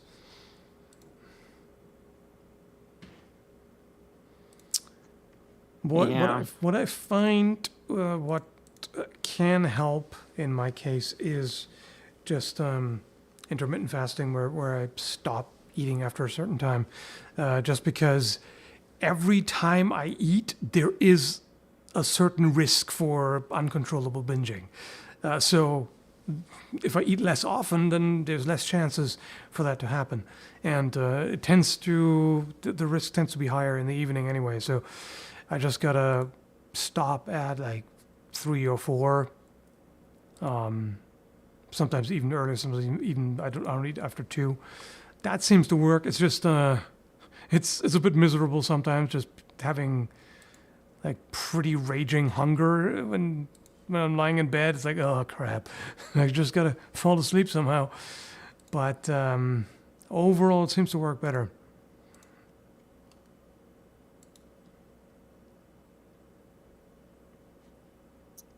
Yeah, I never lost weight until my self-control was no longer part of the equation. I can see that. Yeah, that's the issue.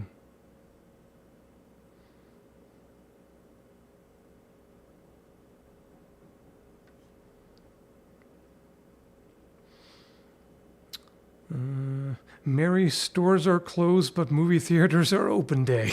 All right. Peace and open? I guess, are they? Let me see. Are they here? I mean, let's see.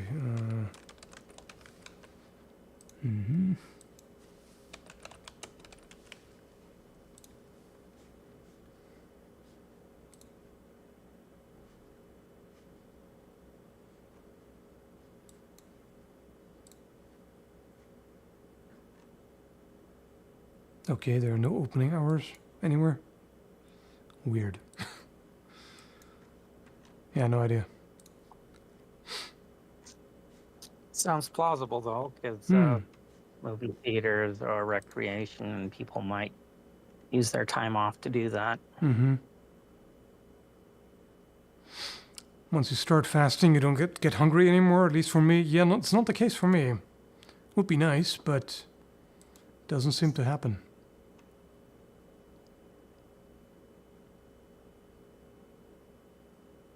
I think what also helps is it's also kind of like I kind of hate saying this, but it's also kind of like when you're going through grief.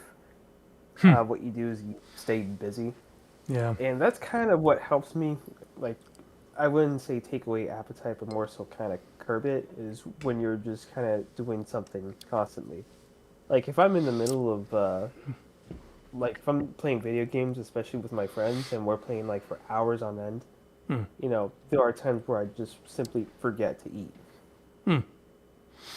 Yeah, in my case, I spend a lot of time on the computer, like editing, of course, primarily takes a long-ass time, and that's actually more where cravings are likely to happen.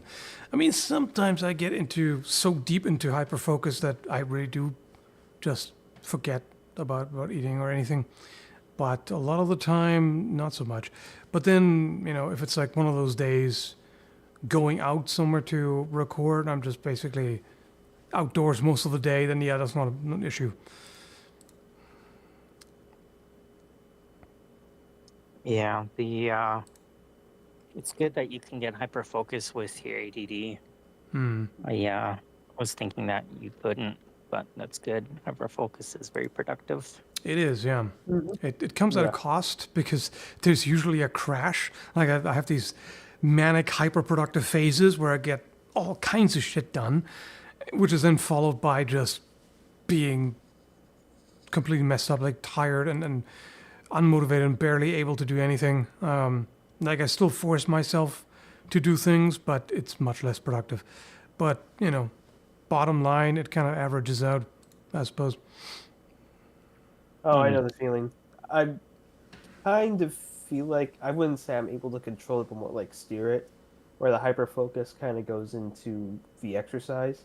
But then after that, everything else, all I really want to do is just kind of sit in my chair. Like I guess to the point where I'm not even motivated enough to like turn on a video game or anything. I just kind of sit in my chair and browse the internet. Yeah. I'm like, yeah, I did my 2+ hours of production, so now it's time for the other, I don't know, 14+ to not do anything else. Unfortunately for me, the hyperfocus and then the way to get the most motivated is the most destructive way, where I will just want to go crazy. I just want to work my ass off, but just, you know, right away. Because easing into it, okay, take it slow and build up the tendon strength, and is not motivating at all. I gotta go wild, and that's how I keep acquiring all these injuries that just stay because they never heal 100%. They just kind of accumulate. Which, yeah, I wish I could just be like, okay, I'm gonna go crazy now. I'm just gonna destroy myself in the gym and get stronger that way. But yeah, it works for the muscles, but not so much for tendons and ligaments, sadly. And then injuries are really bad, yeah. My Achilles tendon is still sore sometimes. Yeah. And That, even had a tear a long time ago. and even then, I wish I could just say, yeah, okay, injury, whatever. So it hurts if I move like this, whatever. But if I could just still grind through it, it'd just be like, okay, fuck it, it hurts, whatever. I'm still gonna do it. But it just keeps making it worse to the point where eventually you can't even use that limb anymore, or that joint, or whatever. It just you keep doing more damage to it. Yeah. Big sword versus big shield. Who defeat whom? Nothing but a big shield. Yeah, the sword.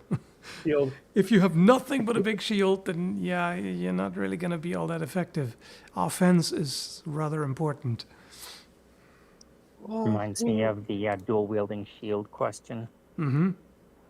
It's Yep. like, no. Dual sword versus dual shield. My money is on dual sword. I mean, you could use the shield as a blunt impact weapon. Yeah, gameplay-wise. but with like super stubby range because you just got your arm's length. That's it. So against someone who uses their footwork to keep you at a distance, and yeah, what are you gonna do?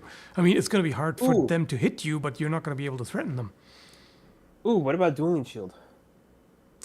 Yeah, that might work. That's a bit more doable.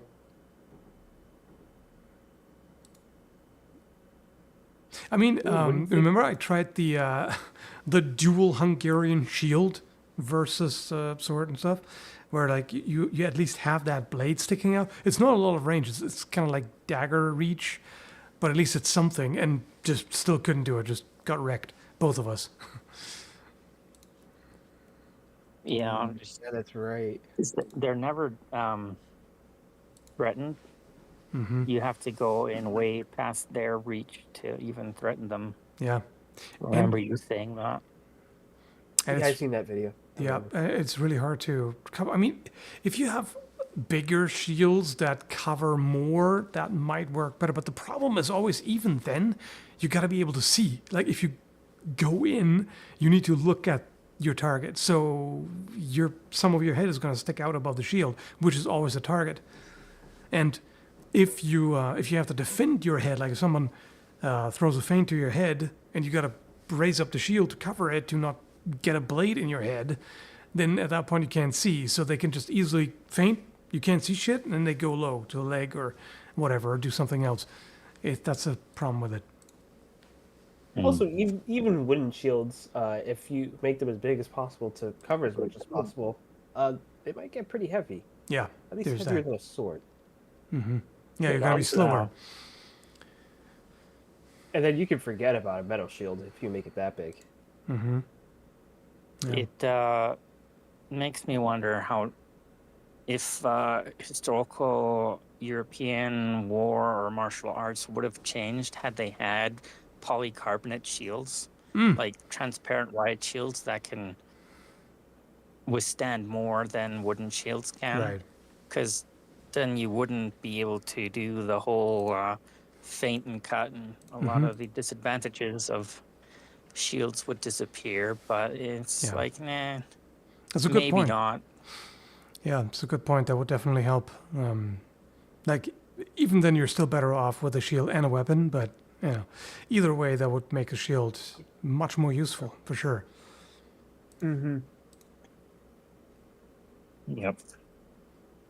I mean, even if you just, I think I talked about the some dwarven designs, right? And one of them was like a shield with like a grill in there, like a little slot that you can see through that has bars or something. Oh, I must have missed that part. Yeah, but I remember seeing that picture. Yeah, that would also be pretty useful. Not as good as a clear shield, but still you can see something. I mean, it is of course a matter of usage. Like if you're really good at using, like angling the shield in such a way that you can still see past it, but protect yourself quite well.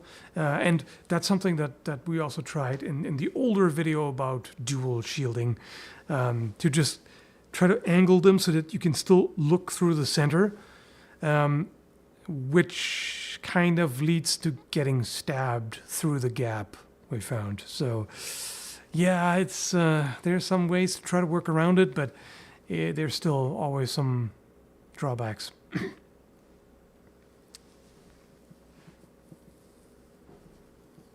Shield, am I right?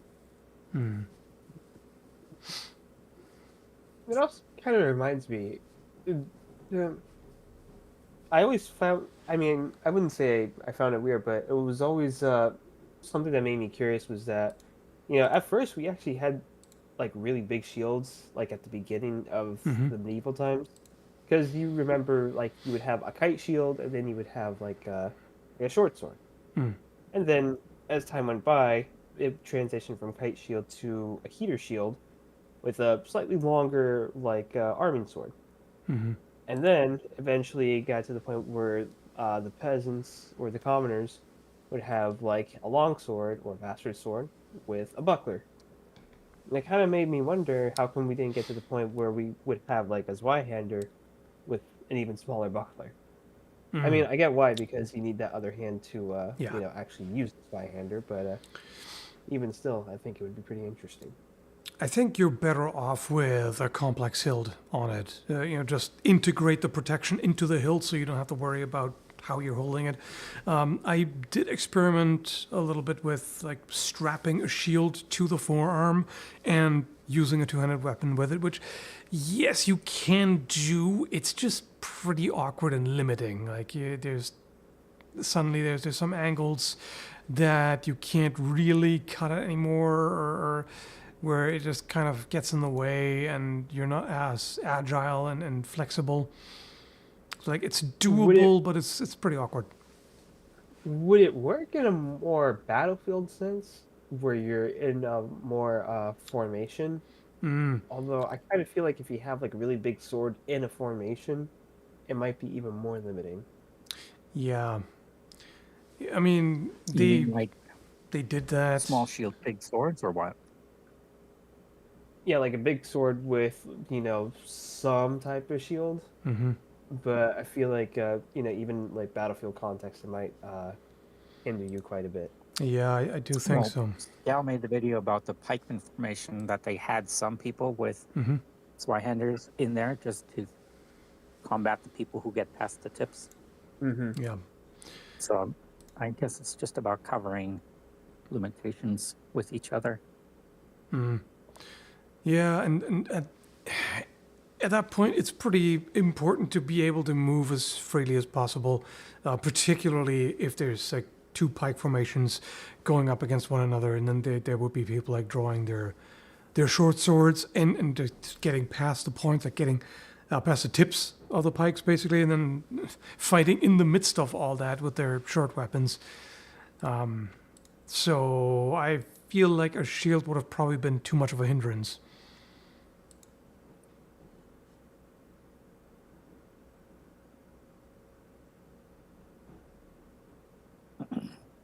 I remember playing Rome Total War and then using nothing but the legionary unit and then making them go into the turtle formation.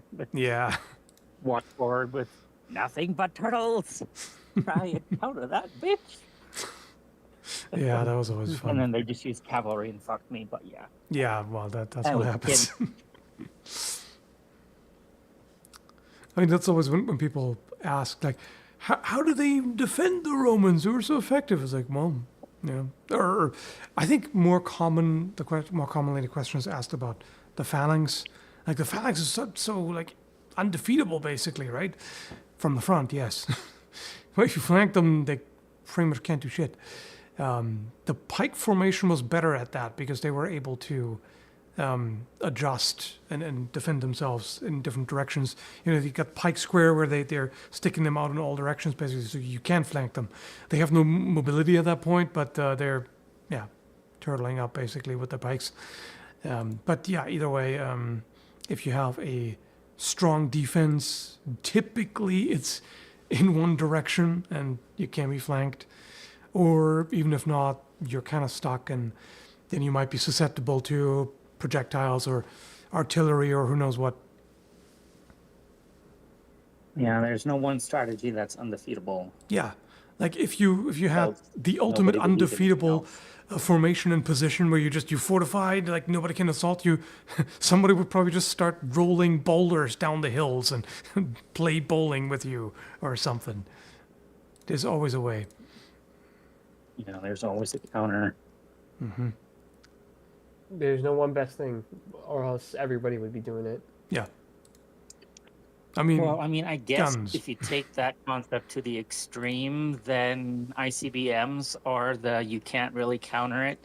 America has spent several $1 trillion trying to devise a missile defense system, and it just does not work. Yeah, we are kind of at that point now where it's like, some things you just can't really do much against. Yeah. Yeah, but that's not really a battlefield strategy. No.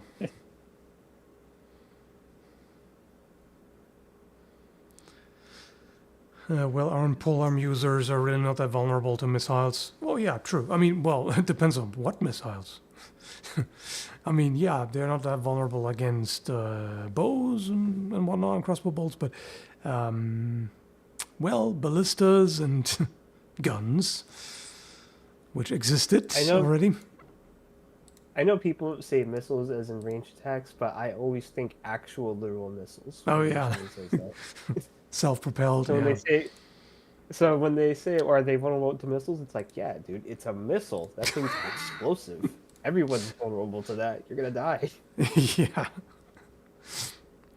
Beware our undefeatable testudo. What's that in the sky? Oh, Yeah. well, shit. When you forget to upgrade your units in Civilization, suddenly there's stealth bombers coming after legionnaires. Yeah.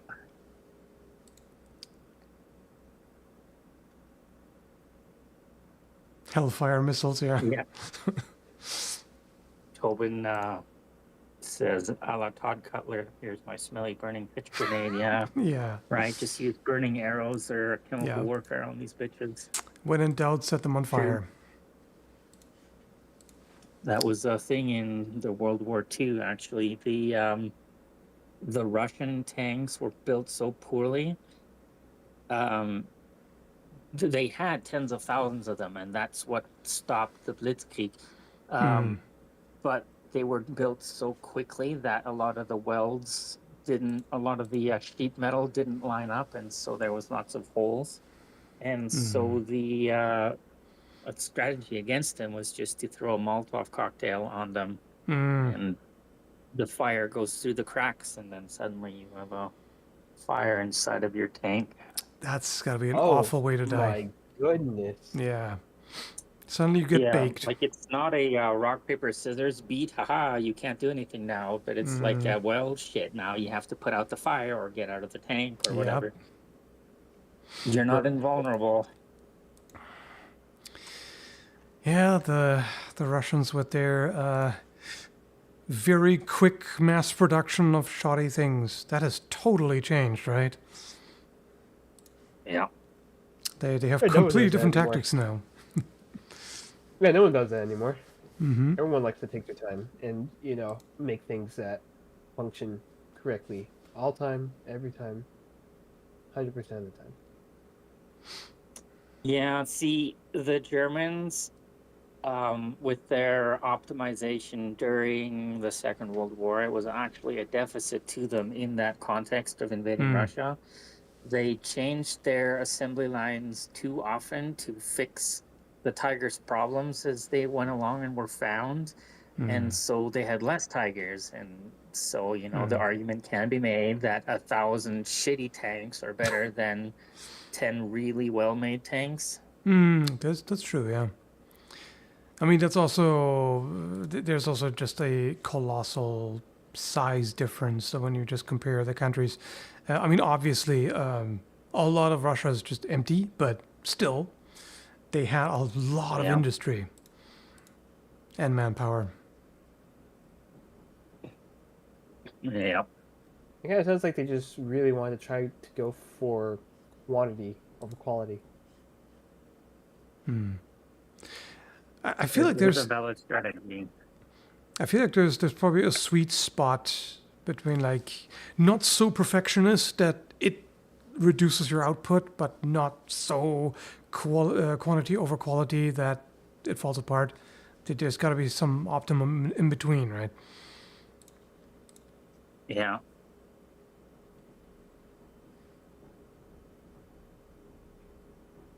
Also to the point where you've also mentioned this before, where it's not so quality that it takes you a long time to produce it, and then make it super expensive to produce. Yeah.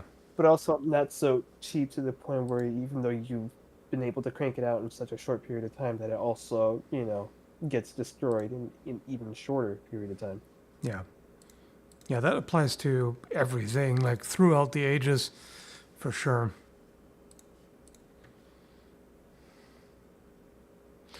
1,000 shitty tanks can be in more locations at once than a small number of great tanks. Yep, there's that. Yeah, that's true.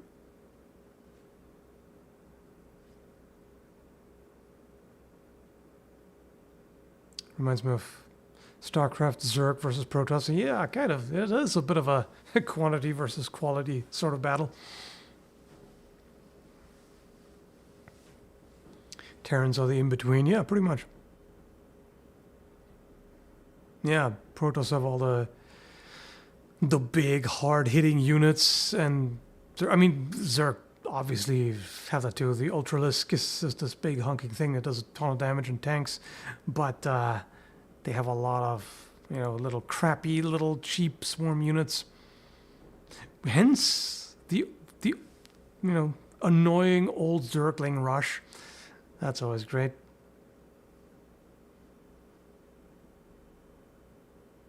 Hey, but the Russians made some pretty cool stuff in the medieval times.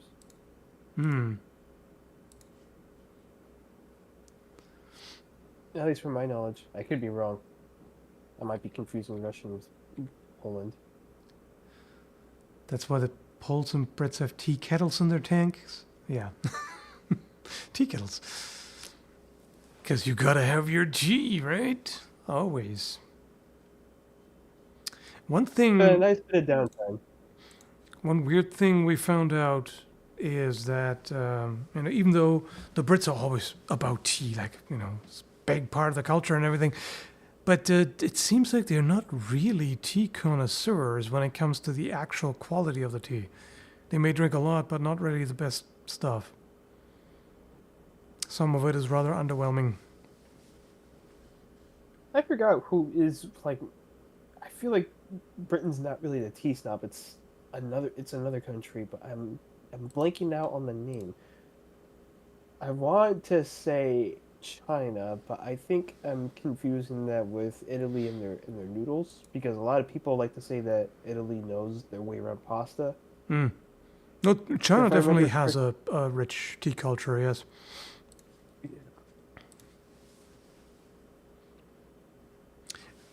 I mean, the stuff that Brits drink to the Chinese, that's like the first pour you would get rid of. You would just pour it away, because the first steep is garbage according to them. Really? Yep. Interesting. Wait, actually, what? Yeah, apparently black tea, it's just the first steeping of it, which in China they wouldn't use, but the Brits would drink it.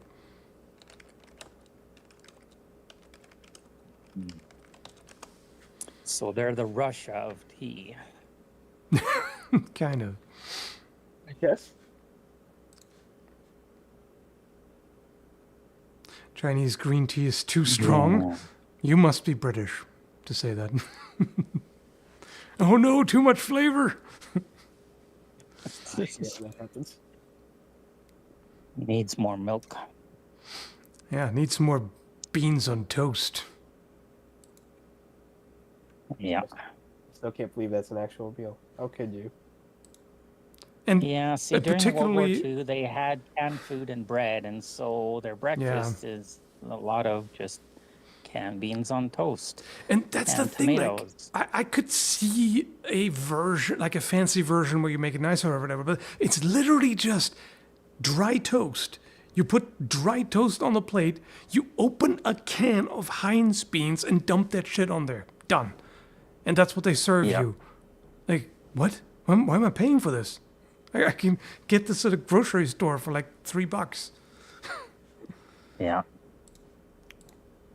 It's like, come on, you don't even want to put avocado on your toast? Or like fucking butter. Like, Yeah, there's, something. there's 1,000 things you can do to make it better. Like maybe Yeah. add some bacon or some spices. I know they don't exist in Britain, but you could import them maybe. Yeah. You know what they say, British food made the British man the most prolific sailor of the world. Yeah. Or something. I might have gotten that wrong. It's okay. Last time I was in the Britain UK, spent the their breakfast. time, it took Britain to become the global monopoly on the spice trade to figure out that they didn't like spices. Right. Yeah, eggs, bacon, sausage, and toast is also a thing in the UK. But yeah, definitely you do get dry toast with canned beans on top. Yeah, that is a thing. You know what they also could have done? They could have just put an egg on toast. Mm. You know, that's a pretty nice, simple, but pretty decent tasting breakfast. You know, you got toast and you got egg. Yeah. Try eating oats. You will get more hungry than eating anything at all. I don't know. I don't mind oats, actually. Oatmeal's pretty filling. Okay, it kind of sounds like Chinese food in a way. 'Cause there are times where I've been eating Chinese food and I would just eat a lot of it and I'd be like, okay, well, I'm not hungry anymore. And then like an hour later, I'm like, I could do some more Chinese food. Yeah, no, I can. I've had that experience too sometimes, yeah. How can you call the toast dry when it's got half a can of beans and sauce all over it? Well, what I mean is, it's just, there's nothing added to it. It's literally just, you just toast the slice of bread and you take the can of beans and you just dump that shit on there. There's just nothing done to it. Nothing at all. There's just no, I said, no spices, no. You could put some butter on there first or something, right? It's just, and it's not very appealing. Like, yes, there is sauce. There's tomato sauce from the beans, which also doesn't have much flavor. Like, it doesn't add a whole lot, you know? Like, yes, it's edible. Like, it's not technically dry in that combination, but it's plain. I don't know. That doesn't really make it not dry. It just makes it soggy. I know that kind of sounds like redundancy, but you know, there comes to a point where making it soggy doesn't really make it better. Yeah, I mean, I said it's edible. Like, it's not offensive. It doesn't taste horrible. It's just very underwhelming, you know. And I don't know why they charge what they do for it. It's definitely the shitpost of food. Yes. Low effort. Mm-hmm. But if they like it, you know, all the power to them. I'm not saying they're wrong. It's just not my thing. I don't know. I do have to wonder if they aren't just gaslit into liking it. It's like, well, you know, when you're a kid, you get fucking canned beans and toast. You better adjust, right? Well, it kind of reminds me of this comparison that I drew along with my friends, is that this is kind of more into the spicy food type of territory. So I grew up with a lot of Hispanic people, which means I did grow up with spicy food. However, a lot of times, at least in my time working with food, a lot of Hispanics did not tend to go towards the spicy food. They would actually want it more mild. Whereas, like, the more Indian people, they would, you know, spice this shit up, you know, however they could. You know, like curry and stuff. And you would think, you know, because Hispanics grew up more towards spicy food, that they would probably be more liking towards it. But I think the reason why is because with, like, Hispanics, especially if we're talking, like, more so poorer countries, they would probably eat the spicier foods more so out of necessity rather than treating it as gourmet. Where if you go to somewhere like India, you know, that's like a delicacy. You know, putting spicy stuff on it was like it for them. Mm-hmm. Why are you ordering beans on toast in a restaurant? That's supposed to be the stuff you make at home when you're still in your dressing gown and can't be bothered to wake up properly. Well, see, this is the thing. I saw it on the menu. I saw the price. I was like, oh, I wonder what they're doing with it. That's exactly the thing. Like, I was deceived into believing that this would be something more than just a fucking can of Heinz dumped on there. Because, you know, oh, it's in a restaurant, it's on the menu, and it costs, you know, more than it should if it was just that simple. So I thought, okay, they must be doing something with that. And then I was presented with that. I'm like, what the fuck is this? You know, the same way as the one time I got a like a sausage sandwich, and I looked at it like, okay, yeah, that sounds pretty good. If they do it right, they probably put a, you know, like relish on there, pickles or something, tomato. No, literally dry ass slices of toast with the sausage, and like a hint of ketchup, and that's it. I'm like, what is this? I can barely chew this. It's so dry. What are you doing? So I've learned. Yeah, this is not the kind of stuff that you order there. There are tasty things you can order in the UK, but those are not among them.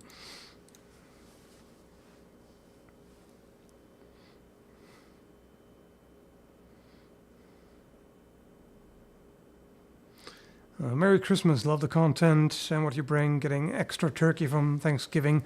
Going as they're just stopping by for a sec. Merry Christmas. Merry Christmas to you as well, and enjoy that turkey. Yeah. The funny thing is, even though some of what you get in the UK is underwhelming, at least to me, based on my expectations, the food quality overall is higher. Like in terms of ingredients, the quality is definitely higher than North America. I will say that. Probably, I wouldn't be too surprised. Mm-hmm. Yeah, when I went to visit family in Germany, the food was just so good. Mm-hmm. And then I went back to Canada, and I'm like, what the fuck is this shit? Yeah. Why is it all Especially the garbage? bread, right? Yeah, the bread in Germany was just so good. I also had that when in Quebec, like stopping in Quebec and going to a boulangerie and getting the bread there. Suddenly like, holy shit, they know how to make bread. This is actually good. You know, From what I've heard, the difference is that in Quebec, baker is like an actual trade. Like you need to, actually learn how to bake bread. You can't just be, oh, okay, I'm some random Joe Schmo. I'm just going to open a bakery. So it's an actual craft. And yeah, you can tell. yeah. The pastries, too, are pretty damn good. In Germany? Just even the In bad Quebec. food in Germany was better than the good food here. It was so depressing coming back to Canada and having nothing good to eat. 'Cause it's all garbage. Yeah. I feel like So, I've gotten to a point where I've just been more. I wouldn't say that I enjoy more foods, or should I have gotten more tolerant about it? Because I was a very, very picky eater when I was younger. Like, extremely picky. Yeah, I would say generally. Oh, go ahead. I was just gonna say, but now I've just. But it's also gotten to a point where I don't really enjoy a lot of foods. I can just be tolerant towards it. But yeah. What were you saying? I would definitely say overall, on average, the food quality is definitely higher in Europe. That's for sure. I mean, yeah, of course, in the grocery stores you get the processed garbage as well, but there is you have more options if you want healthier options and higher quality options. Whereas I can only imagine down in the US it's probably going to get even worse, depending on what RFK's brainworm whispers to him, what regulations need to be chopped down. Oh boy. And instated and yada yada yada, all that good stuff. Mm-hmm. Yeah, I went down to Utah to visit the extended family of my sister-in-law, so I knew none of these people.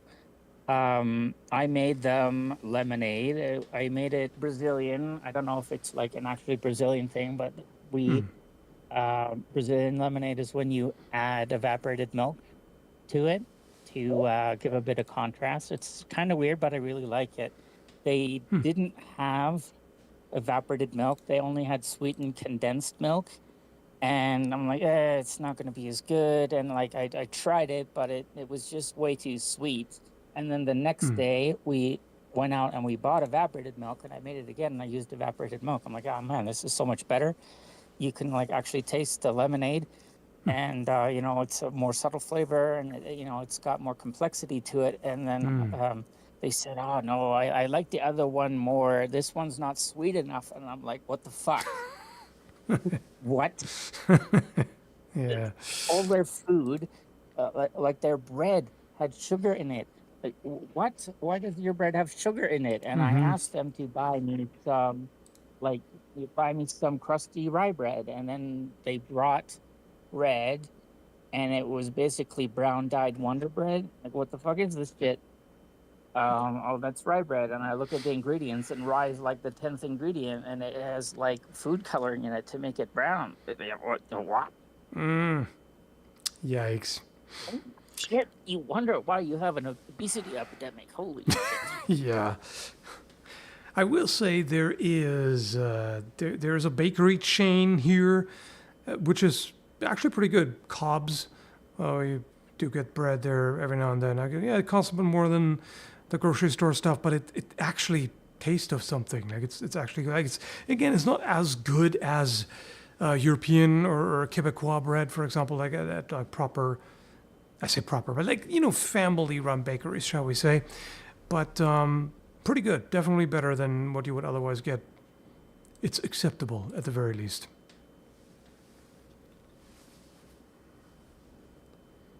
Yeah, like, it depends on what you get, obviously, but I asked this American family to go and buy me good food, and what they brought me was garbage. So I'm not saying all American food is garbage. I'm just saying that American food is such that there's people who think they have good food, but it's actually Processed. just candy bread. What? I mean, how would they know if they hadn't gone elsewhere and tried the food in other places? Yeah, what frame of reference do they have, right?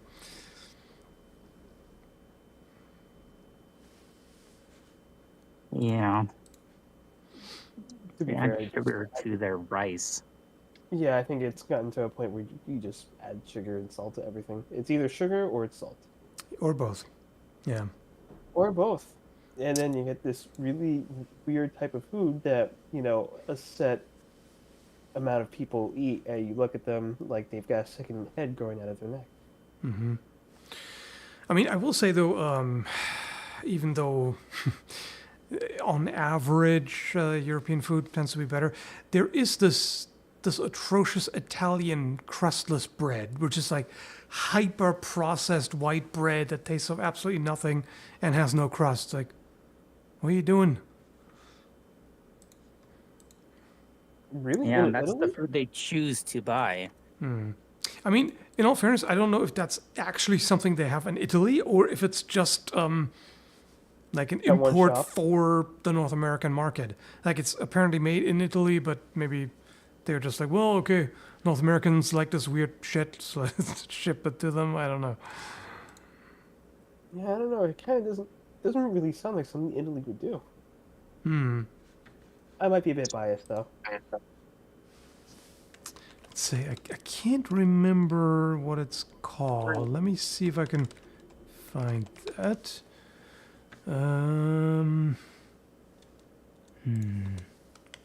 McLovin says to eat meat. And here's the thing. We did. And guess what they did to the meat? They covered it In sugar? in sugar with their Oh, barbecue no. sauce. I was so sugared out after only a couple days of food there. Like, I'm like, okay, I'm just gonna eat some dry cornflakes. Not dry, like cornflakes, not even frosted flakes, cornflakes. There was so much sugar in it, I couldn't deal with it. And I left the dust in the bag, and the mother of that family was like, "Oh, the dust at the bottom is the best part." And like, these people fucking aliens that like their primary food source is sugar, like 'cause that's what it seemed like. Yep. Yeah, there's all of the hyper sugary cereals.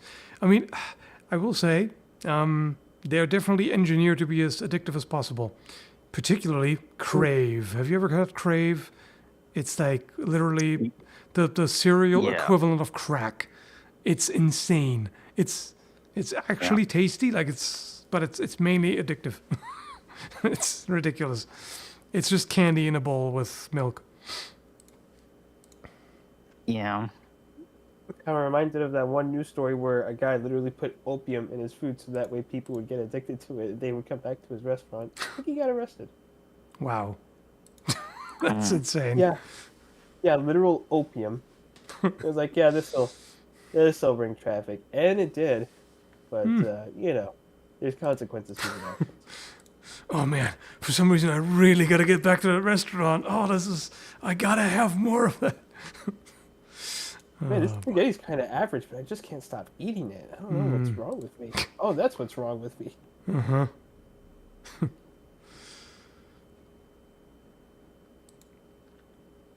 Yep. And that's also kind of, I feel like, why you need regulations again, because in a free-for-all, like, if there were no laws against putting certain things in there, then it would be fair game to put drugs into the food, wouldn't it? Yeah. Oh man. Whatever makes you a profit, right? Short-term profit above all else. Yeah. Mm-hmm. Try our cocaine hot dogs. They're great.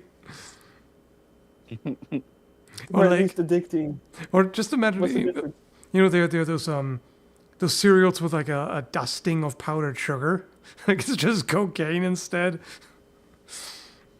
Like frosted flakes, cocaine frosted flakes. Oh man, they're so good. Unless it'll give you energy, all right. It'll definitely give you an energetic start in the day. That's for sure. You'll be productive, all right, but then you know, Yeah. you won't.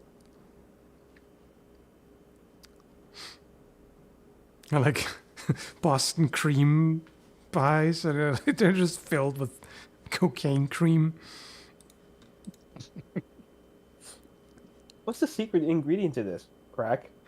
Yeah. You got any more? It's a product of poppy seeds, you know. It's not wrong, Have you ever technically. heard the term of? You ever heard the term amphetamines? All right, it's meth. We put meth in it. Yeah. Long-term sales success, indeed. Creme de fent. Yeah. Fentanyl cream. Mm-hmm. Delicious.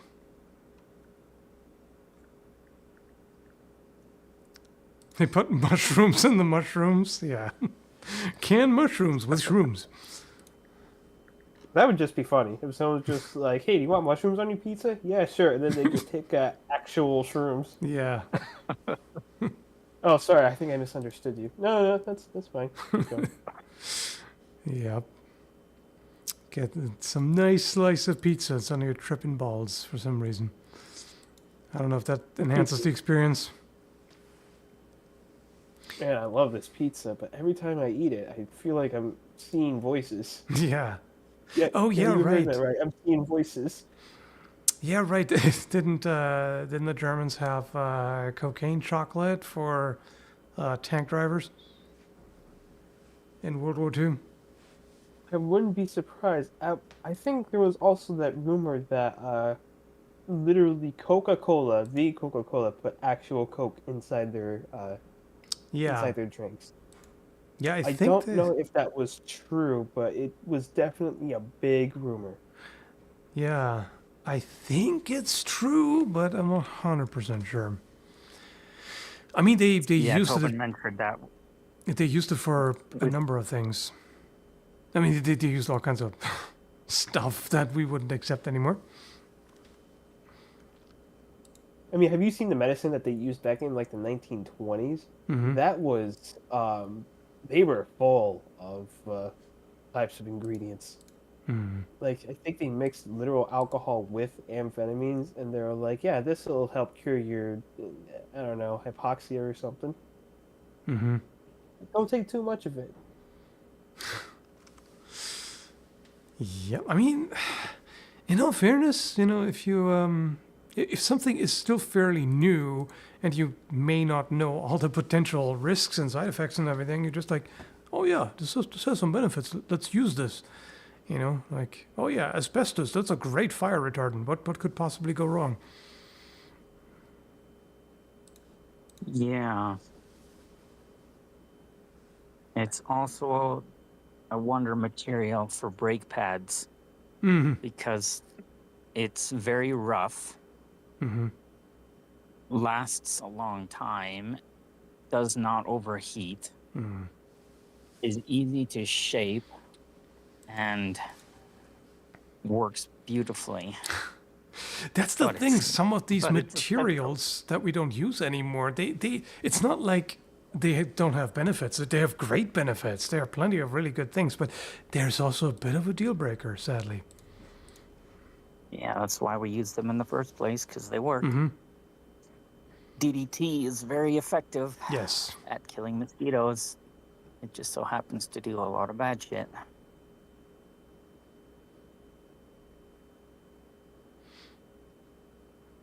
In the 1800s, doctors prescribed more whiskey than bartenders for a headache and cough. Did they? I mean, I wouldn't be surprised. Well, I mean, I could see whiskey working for a cold or like a sore throat. Don't know if it's the best move, but I could see it working. I mean, various types of alcoholic drinks you could also use to, like dress wounds and whatnot. Yeah. It's definitely better than boiling oil or some bullshit.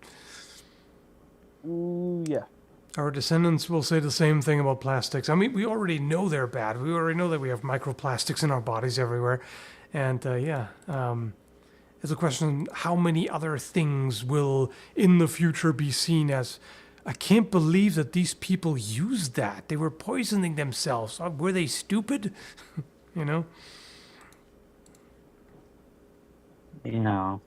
Okay, we knew the risk. We did it anyway. Whiskey is more of a headache giver? Yeah, I would think so too.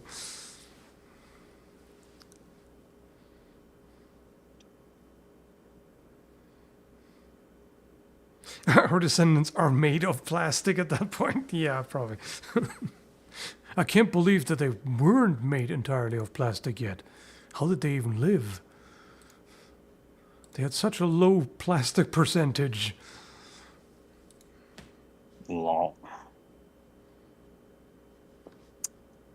Yeah, it's pretty bad. It's just you can open a random can of tuna, put it under a microscope, and yeah, there's the plastic. Yep. Well, I wonder if they would look back and look at some of the OnlyFans influencers and whatnot and be like, see, those people, they were ahead of their times. They had way more plastic in their bodies. Revolutionary. I mean, if you even go back to like the 2000s, early 2000s, when celebrities were getting a bunch of plastic. Indeed. Eat plastic, be a man. Yeah. I'm so manly. I eat plastic bags for breakfast. Sounds like they just like to chew on Legos. At this point, if I grab my balls, I can hear the plastic crinkling. So manly.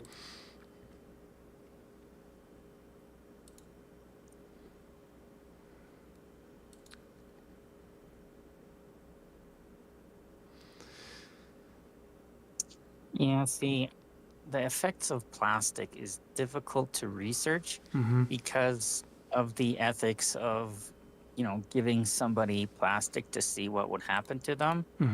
And because it's already in everybody, what's your control group? Somebody who isn't full of microplastics? Well, good luck finding that person. Yeah. May- Which Maybe is- an older person, but I'm not sure about that even. Yeah, you basically have to go find some hunter gatherers in the jungle somewhere, and that's also not exactly ethical. Just be like, hey, we're going to use you for this thing that you don't understand. Just come with us.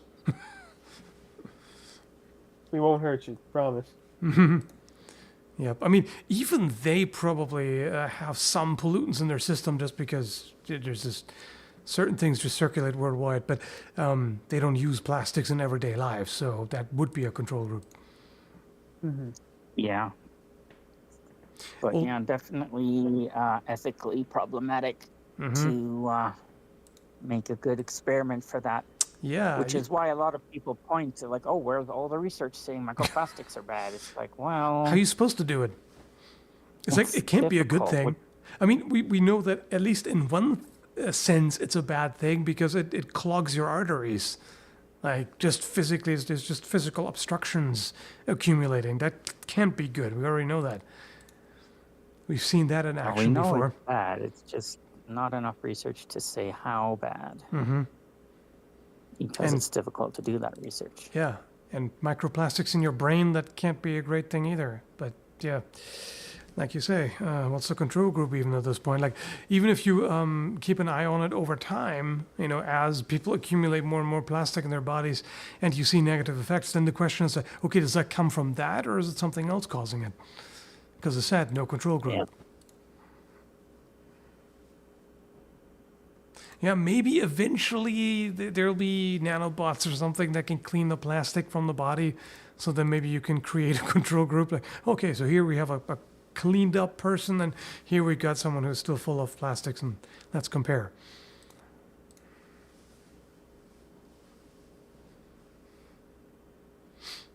Tribes have to be really, really uncontacted to not have plastics. Exactly. So it would have to be, you know, one of those that.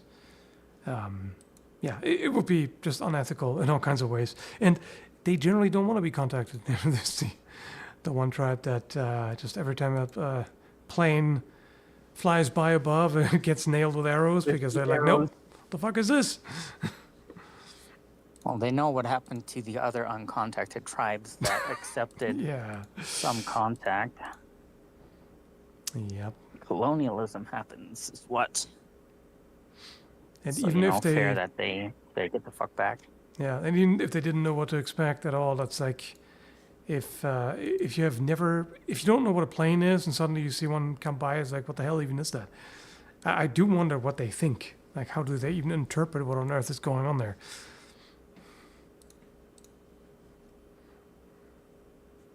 Demons. Evil spirits. Yeah, let's see the demons try to stand up to microplastics.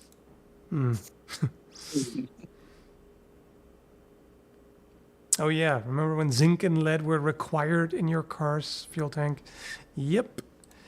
There is there's a hypothesis that a spike in violence that we saw in the 80s and whatnot, that was potentially related, you know, because increased aggression is one of the symptoms of chronic lead poisoning. Who knows?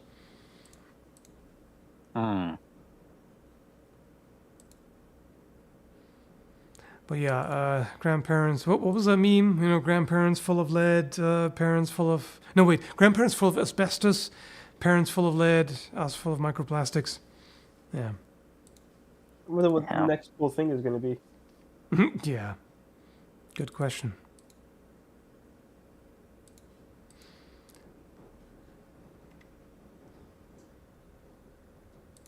Some things, it's always kind of wild to me to think about some of the completely hidden hazards that people used to not know about at all. Like radiation, for example. It's such a weird thing. Like, suddenly you're getting sick and you're slowly dying. And, like, how the hell would you know? There's just no way. Like, if you don't have the technology and haven't discovered it, there's absolutely no way to know what on earth that is. Yeah, you're not feeling it hitting you, and then suddenly you're Mm-hmm. getting tumors. Yeah.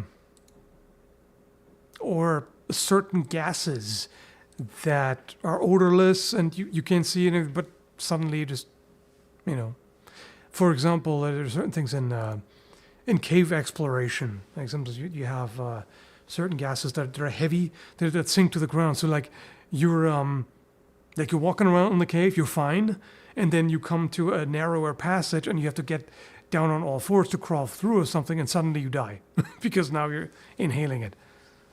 Which is nuts. Yeah.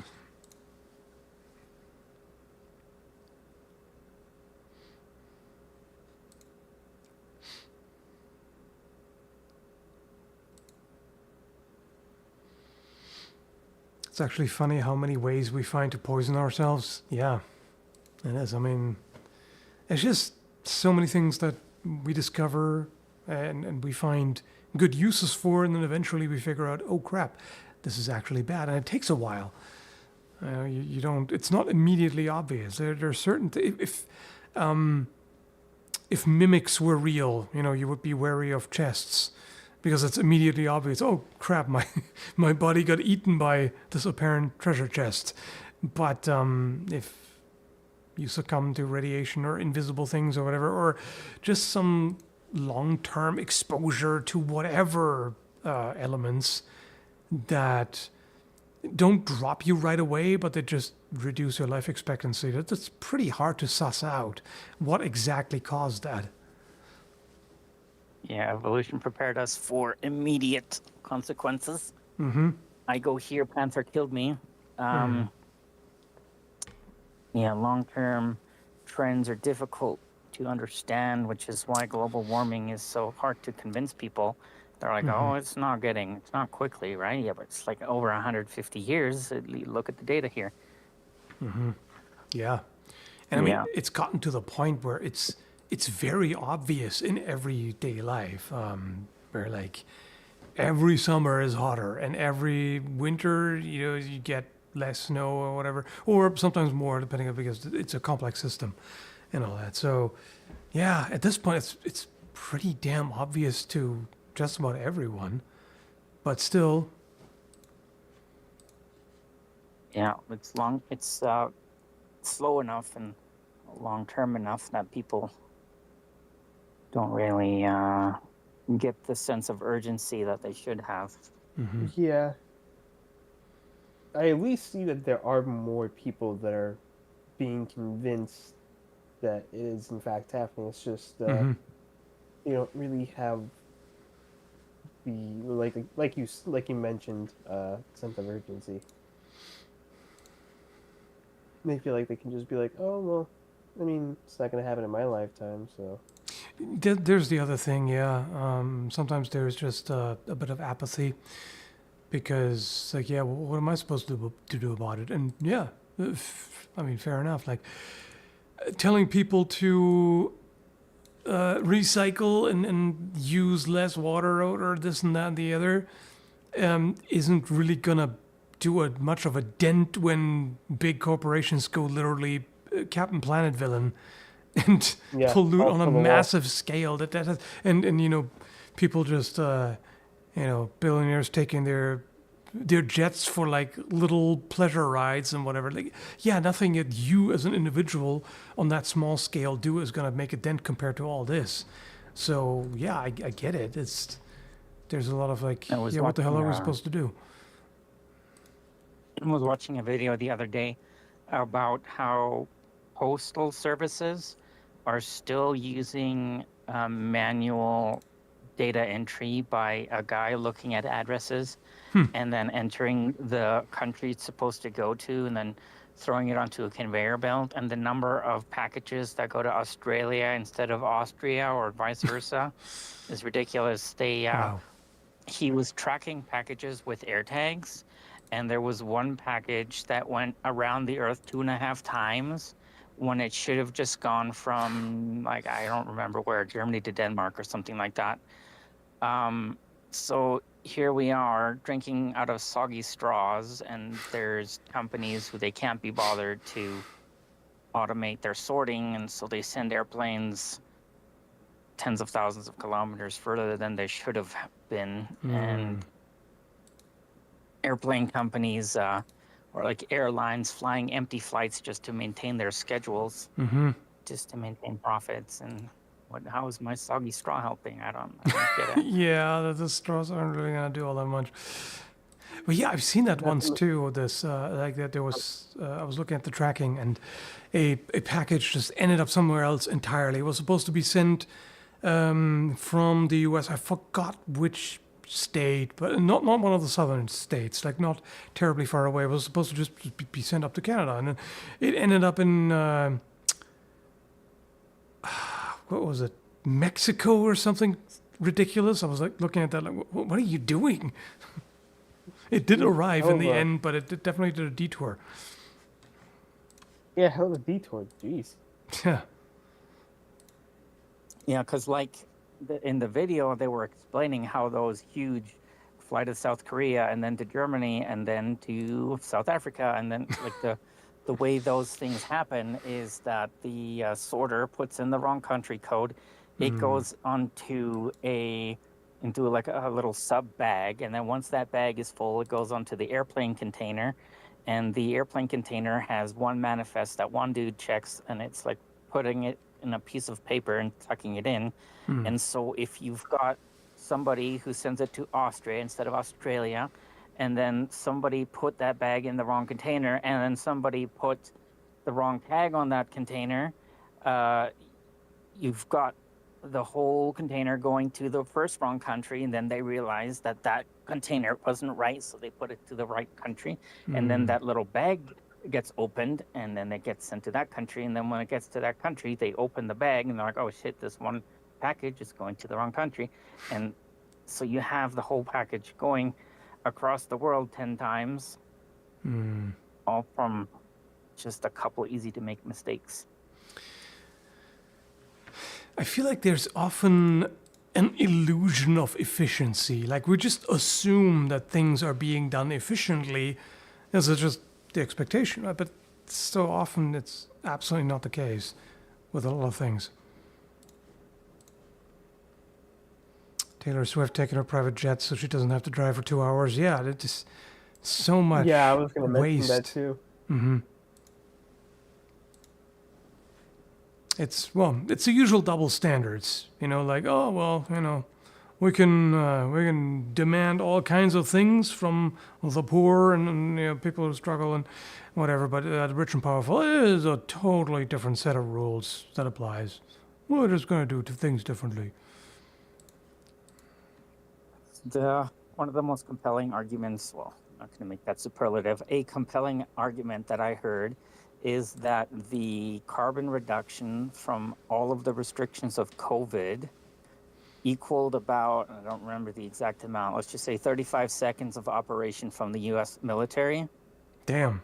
And they are excluded from emission targets and renewable energy mandates that politicians have signed. They purposely excluded the military because, 35 seconds of usage. Wow.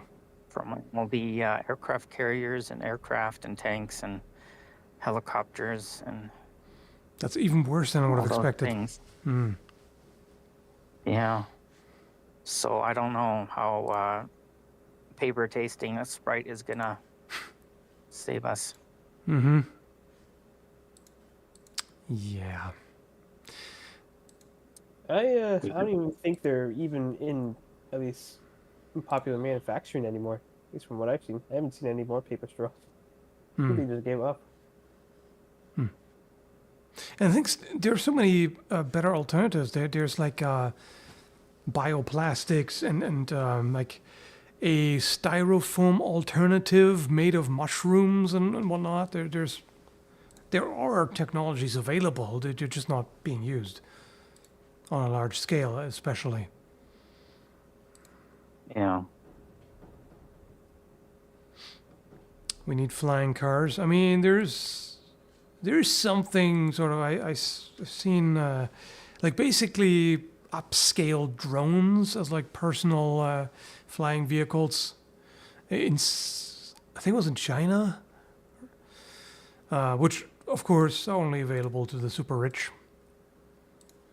And I mean, it would be pretty difficult to do the traffic infrastructure for flying vehicles on a large scale. Like, how would you do that? Yeah, and see, that's the thing. The infrastructure itself is the problem. So you look at what kinds of things still need to be made when you have electric cars. Say you have 100% of all cars being electric. Well, you still have roads that need to be maintained, and those need fossil fuel products. And then you have battery fires from your cars, and how much water does it take to put out a battery fire relative to a gasoline fire? You have to have, well, yeah, the big thing is road maintenance. Electric cars are better, but they're not the solution. Yeah. Trains, bikes. Yes, I agree. Will make a big difference. Yeah, that makes a huge difference. I mean, you see that in the big cities, like for example, London. You know, they have a much better public transit system. You know, there's lots of trains going all kinds of directions, and that is definitely much more efficient. And yeah, I agree that EVs are better in a lot of ways than gas cars, but they still have some problems. And one of the issues is also like regardless of what the propulsion is, they still use rubber tires, and rubber tires, you know, through the abrasion, they throw in a lot of microscopic rubber particles into the air, so that still is ongoing. Yeah, they used up tires are very difficult to get rid of. That too, yeah. And that's something that people don't normally think of, like the air pollution from the tires. Like normally you think about the exhaust, but there's some from that too. There's a lot of challenges that are difficult to overcome. And I mean, if there was enough drive on a large enough scale, it would be doable, but it's just there isn't.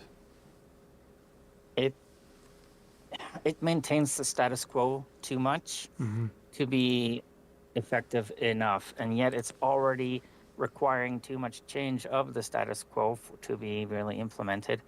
One statistic I heard is that cruise ships, because they get to burn whatever fuel they want out in the open ocean, they produce as much pollution as 20 million American cars. Wow. So, like, just get rid of 5 cruise ships and kablamo, you've already saved more than you'll get by having electric car mandates, for example. Just stop cruise ships. Yeah. But that's cancel culture. What? Yeah. I think the other big problem is also there isn't enough urgency in the general public consciousness to justify drastic changes. Like, for example, everywhere you still see so much plastic garbage. I don't mean actual garbage, but like superfluous plastic products, like a bunch of tat. You know, like completely superfluous tat, like some silly little plastic decorations that are really only gonna catch dust, or like some you know, completely unnecessary stuff that is made in super large quantities, extremely cheap, you know, lots of plastic, complete waste of resources, and so many things that people are either just supposed to throw away or just will eventually, or there's just no need for it, right? But if you were to say, okay, we got to ban this frivolous use of these materials, and people would go crazy with it. Oh no, you can't limit us and more freedom and all that. Which, you know, I get it. I'm all in favor of as much personal freedom as possible. But we're reaching the point where this shit is not getting any better, and we keep wasting things frivolously, and Yeah. it's a bit of an issue. In my opinion, you need to have, well, there's only so much effort that will be put into climate change, and so you need to optimize the things you change to have as much effect as possible. Which is why I keep bringing up these paper straws. They don't do jack shit. As long as you still have corporations who don't like being told what to do, making useless plastic garbage, like you were saying, still having cruises and flying empty flights, and burning coal for their to power their factories. As long as you let the corporations do whatever they want, any individual action that a consumer takes isn't really gonna outweigh that, and then they put the shame on the consumer because they're not recycling enough. Okay, sure, you're not wrong. You should recycle, and it's a problem that people don't. But who's the one making all the shit that needs to be recycled? Yep. That, and also a lot of stuff doesn't even, like, even if you put it in the recycling bin, it just, a lot of it just gets shipped off to China or whatever, to just be dumped on some landfill. It doesn't actually get recycled. So, yeah, there's a lot of shit. I mean, we ended up on kind of a downer topic, but it's hard to not have that on your mind, because it's, you know, it's pretty pressing, and you do see it all the time. It's easy enough to just shut down and just be like, well, can't do anything about it. Let's just forget about it. Escapism, which feels nice and all, but doesn't really solve anything. Yeah, that's the thing, is that you just kind of got to recognize what's going on. You know, you don't have to. You don't have to basically lay and wallow in like the really bad parts of what's happening, but you know, you got to recognize that it is happening. Yeah.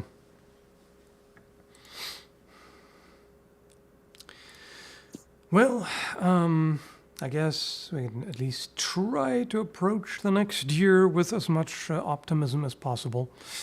You know, try to set some goals and whatnot. I'm generally not really much for all the New Year resolution stuff, because if you can't commit to making changes, regardless of what date it is, then you can't do it in the new year either. But at least it's a way to be reminded of it. You know, like, okay, next year, next attempt.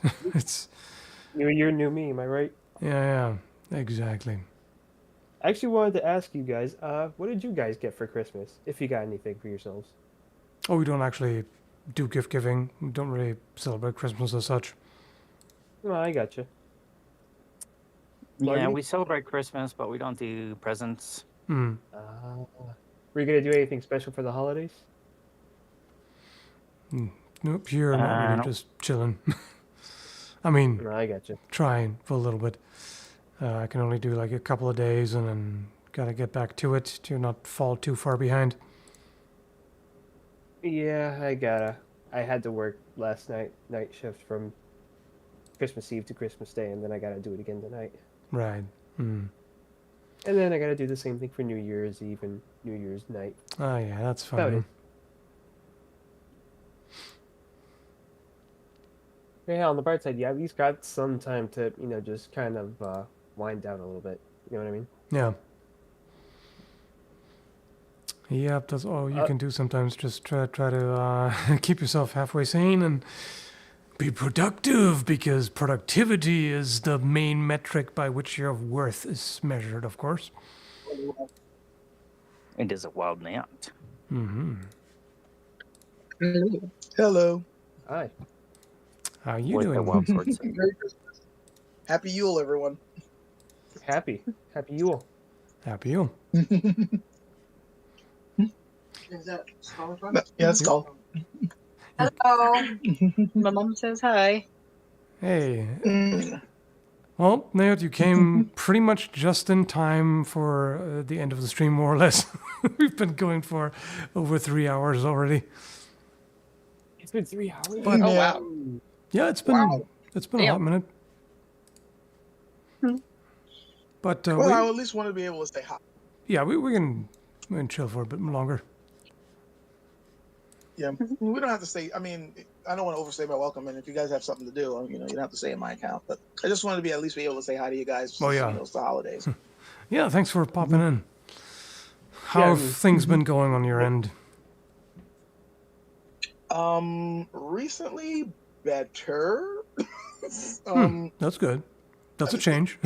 The last month was kind of rough, but the end has just been pleasant. We just Nice. finished having a nice holiday dinner. I just made some corned beef, potatoes, cabbage, carrots. We opened up gifts. Very nice. Had a video call with my family that went really nice. Nice. Where's the manual then? On the couch. Sorry, I'll mute. Well, that sounds pretty good. Can't Yeah, complain it sounds about like a that. fun time, especially with the cooking and stuff. Yeah. I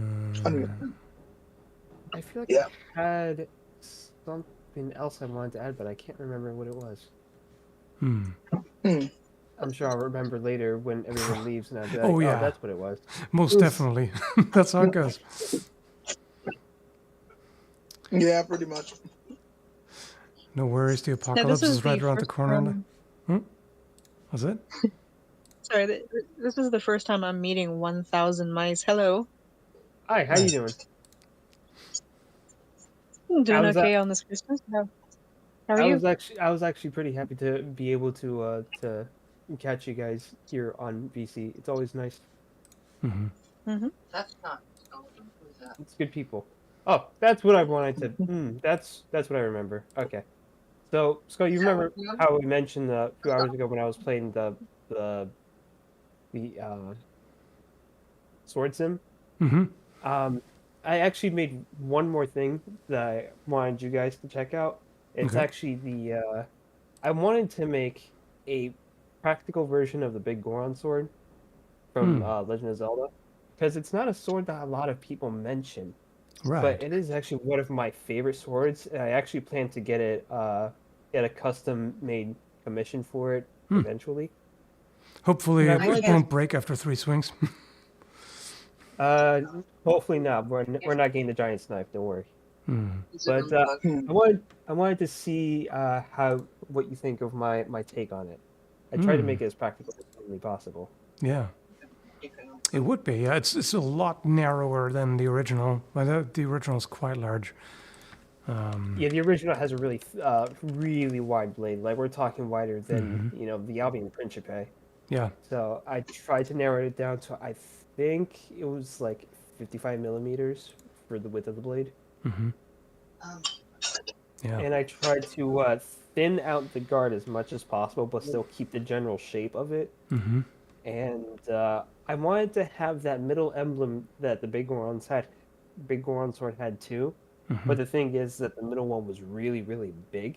Yeah, it is. Which, if you put that right on the cross guard, it's going to get in the way of handling it. So I try to minimize it as humanly possible, but still have it as more of a decoration. Yeah. Yeah, I can definitely see why you slimmed it down so much. That would be a lot more manageable. But it doesn't look a whole lot like it anymore. Like the It doesn't. because the original also has a distinctive shape where it it tapers a little bit toward the end, and then the tip widens again. That's pretty distinctive, and of course the guard itself is quite distinctive, but it is rather clunky. Yeah. Yeah, it's like a spear point at the end, doesn't it? Yeah, almost like a leaf blade, but like the leaf part is like right at the end of it. Yeah. Would you make that work if you made it like a reinforced tip, maybe? Yeah, you could potentially do that. I mean, it's basically a matter of how thick you make the blade. In case of Link, of course, it can be thicker because he's got super strength, basically. But yeah, IRL, you would have to make that a little bit thinner if you want to maintain that kind of width. Because if we compare that to the oh, that's not the right picture. If we compare it to like at least its latest iteration, which was in Tears of the Kingdom, that is a really, really thick blade. It With is. that spear point. would be interesting though. It's and I mean by video game standards, it's quite a down to earth design. Really, the Goron Sword is really not all that crazy. It's large, but Yeah, it's one of my favorite swords. I would love like to actually be able to commission that, and I know that if yeah. I were able to, bring it down to size a little bit, it doesn't even have to have big old change, but I wanted to make sure that it would still be usable. Yeah. Especially given the fact that even like the pommel, and I would even dare say the crossguard isn't really that bad. It's just that the crossguard is really bulky. I think if you did what like the type of crossguard I think it was like the Scots did, where it was kind of wide, but it was also really thin. I think you can make that design work. Yeah. Did that cosplay sword place you did an interview at have the Goron sword? I heard Blargity. Needs a blargity. Yeah, it's funny. When I look at the Goron sword, depending on the artist, the cross guard actually doesn't look too bad. Like if you look at the 3D graphics, or you look at certain people who are drawing it as close to the game graphics as possible, then yeah, the cross guard looks rather chunky, and the blade looks rather chunky, and the handle looks rather small. But there's other versions of it that I've seen, like other artist renditions, where it looks more like a fanciful longsword. Yeah. And I think those particular versions would actually be very easy to commission. Yeah, kind of like this render here. There's also this really, I mean, this is a rather like simplified one. This is like a render from the game, but this is when you actually get it. But that's kind of as simplistic as it gets. And then there's one iteration where it looks, looks like that. Oh yeah, there's a version that has a tiny handle and a huge blade. Yeah. It was in Soul Calibur too, because it was an option to use it, and he used it with one hand, which is something. Okay, I see where you're. Okay, here we go. So Scal, did that cosplay shop have a big Goron, or only the Master Sword? Which cosplay are you talking about? Skallagrim did a couple of videos at a cosplaying sword shop. Oh no, it didn't have. Yeah, there was a Master Sword. Yeah. Master Sword. Yeah, like I know he didn't do a video about it, but I was just asking if you saw the big Goron sword there. No, they didn't have that there. Yeah, that would have been cool, but they don't usually make big ones. They make the Fierce Deity sword, which is true. That fine. you see. Yeah. I do really like that sword too, but the big Goron sword, I feel like. Yeah, I don't think I've seen a reproduction of the big Goron sword. Not even a LARP version, but there's probably one somewhere. There's one. There's a total of one. If I can find it really quick, I'm gonna try not to take more time on it. I would click that, but if I click that, then Discord will disconnect. Yeah, I just realized I already posted up a picture of the very one I was thinking of. Here we go. I found it. It's blurry, but it's from my Facebook. But someone did actually make the big Goron sword. I just found a wooden version, funnily enough. Let me put that up.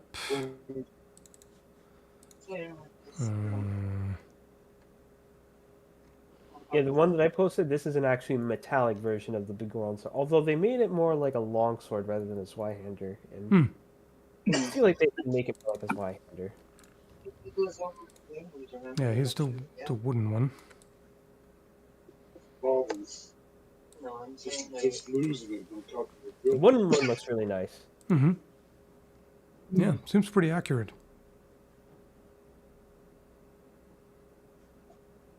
Courier has received my package. There's got to be a LARP version somewhere. Let me see if I can find that. No. Maybe if you type in big Goron sword foam. Right. Yeah, I could probably find it in foam rather than LARP. Oh yeah, okay, yeah, there's a really good picture. Let me put that up. It's dark outside. It's starting to get dark, yeah. But it's a little lighter outside than it is.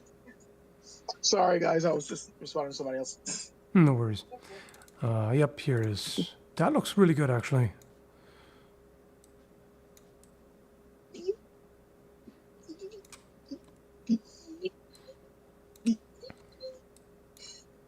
Yeah, that really looks nice. So I wouldn't mind testing that sword. I'm gonna mute for a second. Okay. I mean, this one actually, the blade shape isn't quite the same as the original.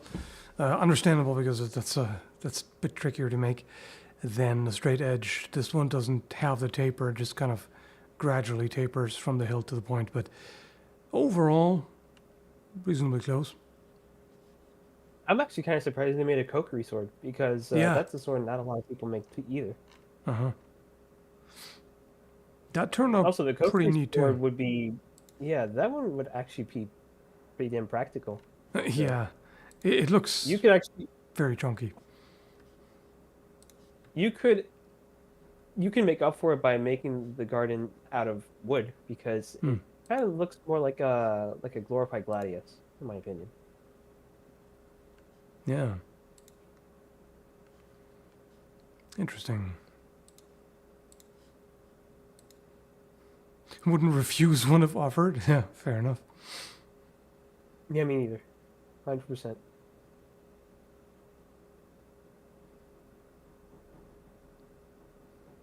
Oh yeah, also the razor sword. That'd be nice too. But as you can see, it's big.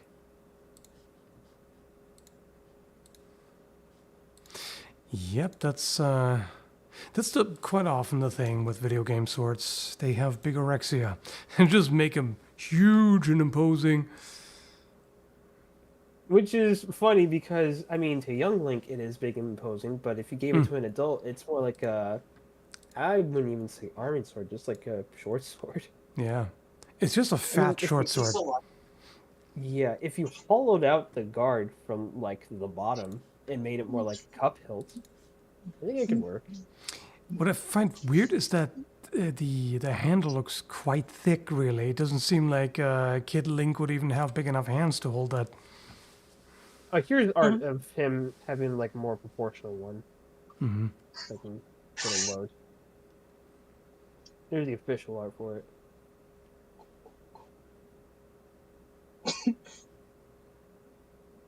Yeah, that does seem a bit big for his hand. Yeah, rather huge.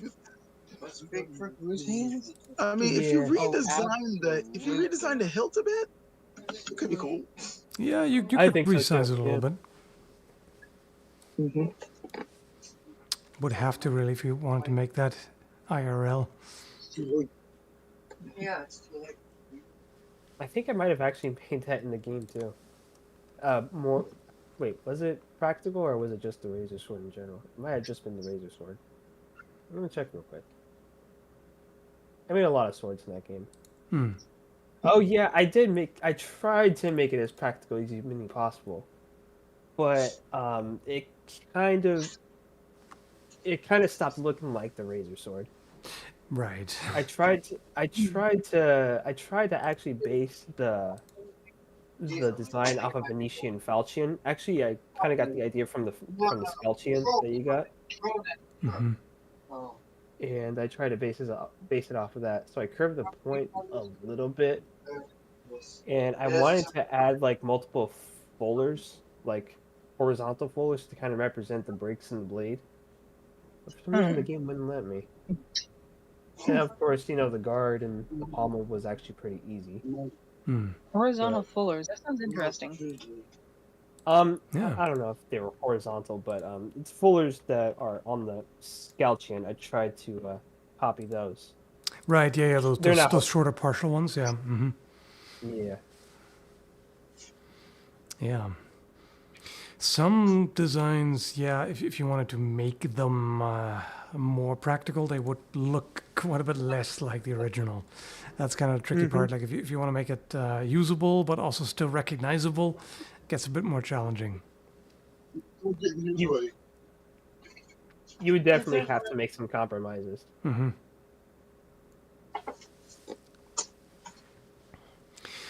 Anyway, it's getting late over here, so I gotta slink off to bed fairly soon.